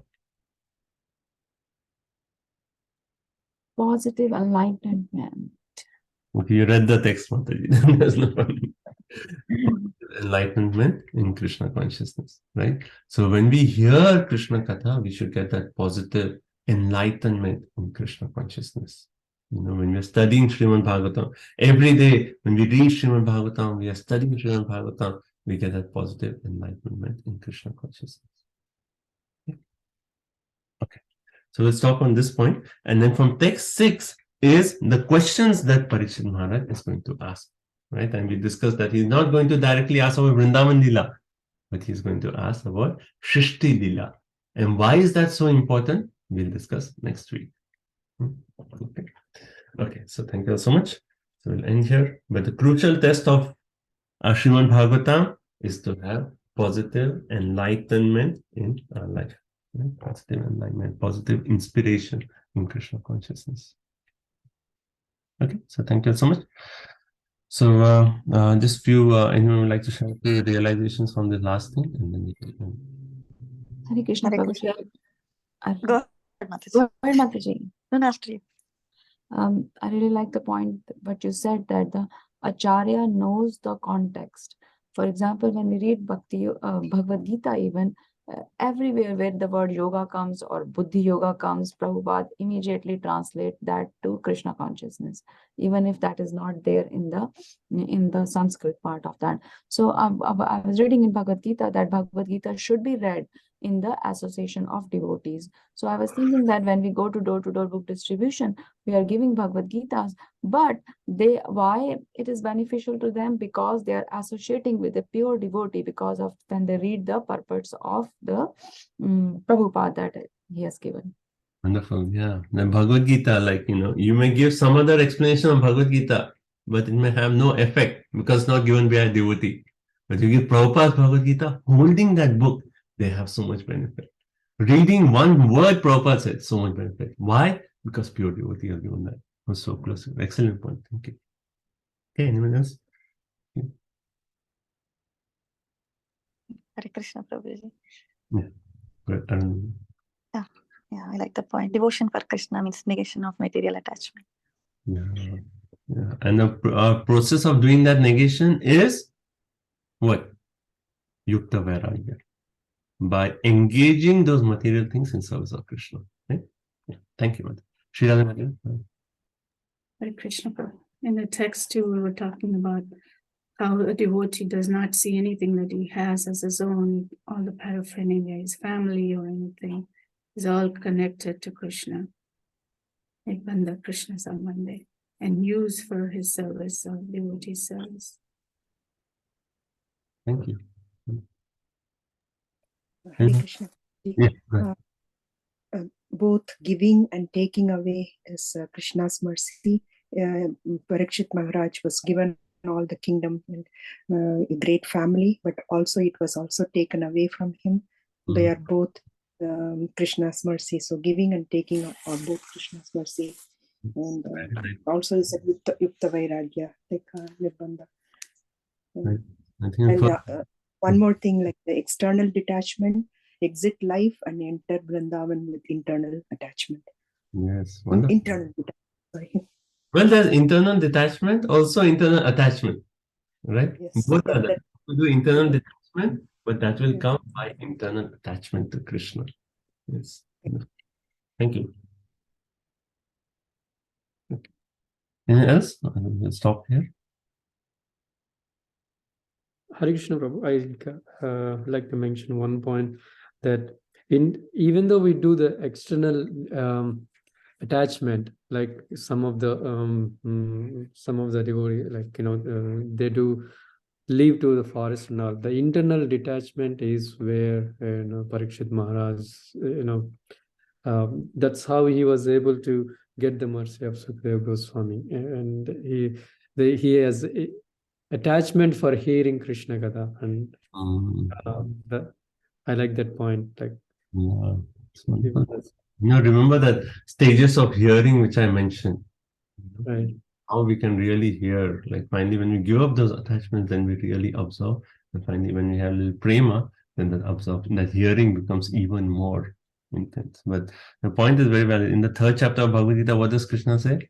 Mityasara so uchate. If one goes to the forest, but still he's internally is not cultivated that detachment, then he'll keep thinking about those things. And Krishna calls him a mithyachara. Okay, we'll stop here. I see Mataji has a question, but we'll take it after this. We'll end this. So thank you all so much for your session. Grantra Srimad Bhagavatam ki jai, Ekadashi ki jai, Srila Prabhupada ki jai, Vancha Kalpatarubhyasya Kripa Sindhubhya Patitana. Thank you all so much. Hare Krishna. Hare Krishna. Thank you. Thank you, Prabhuji. Mention that devotees are doing evening reading. So if you want to be a part of that evening reading, please join it. So that is going on actively. They do every evening a reading of Bhagavatam. So if you want, you can join that group. Okay, thank you so much. Hare Krishna. Thank you, Prabhuji. Hare Krishna. Thank you, Prabhuji. Hare Krishna. Thank you. Hare Krishna. Hare Krishna, Prabhuji. Hare Krishna. Thank you so much, Prabhuji. Hare Krishna. Thank Happy you, Prabhuji. Ekadasi. Hare Krishna. Thank you, Prabhuji. Hare Krishna. Happy Ekadasi. Happy Ekadasi. Vijay Mati, you have a question?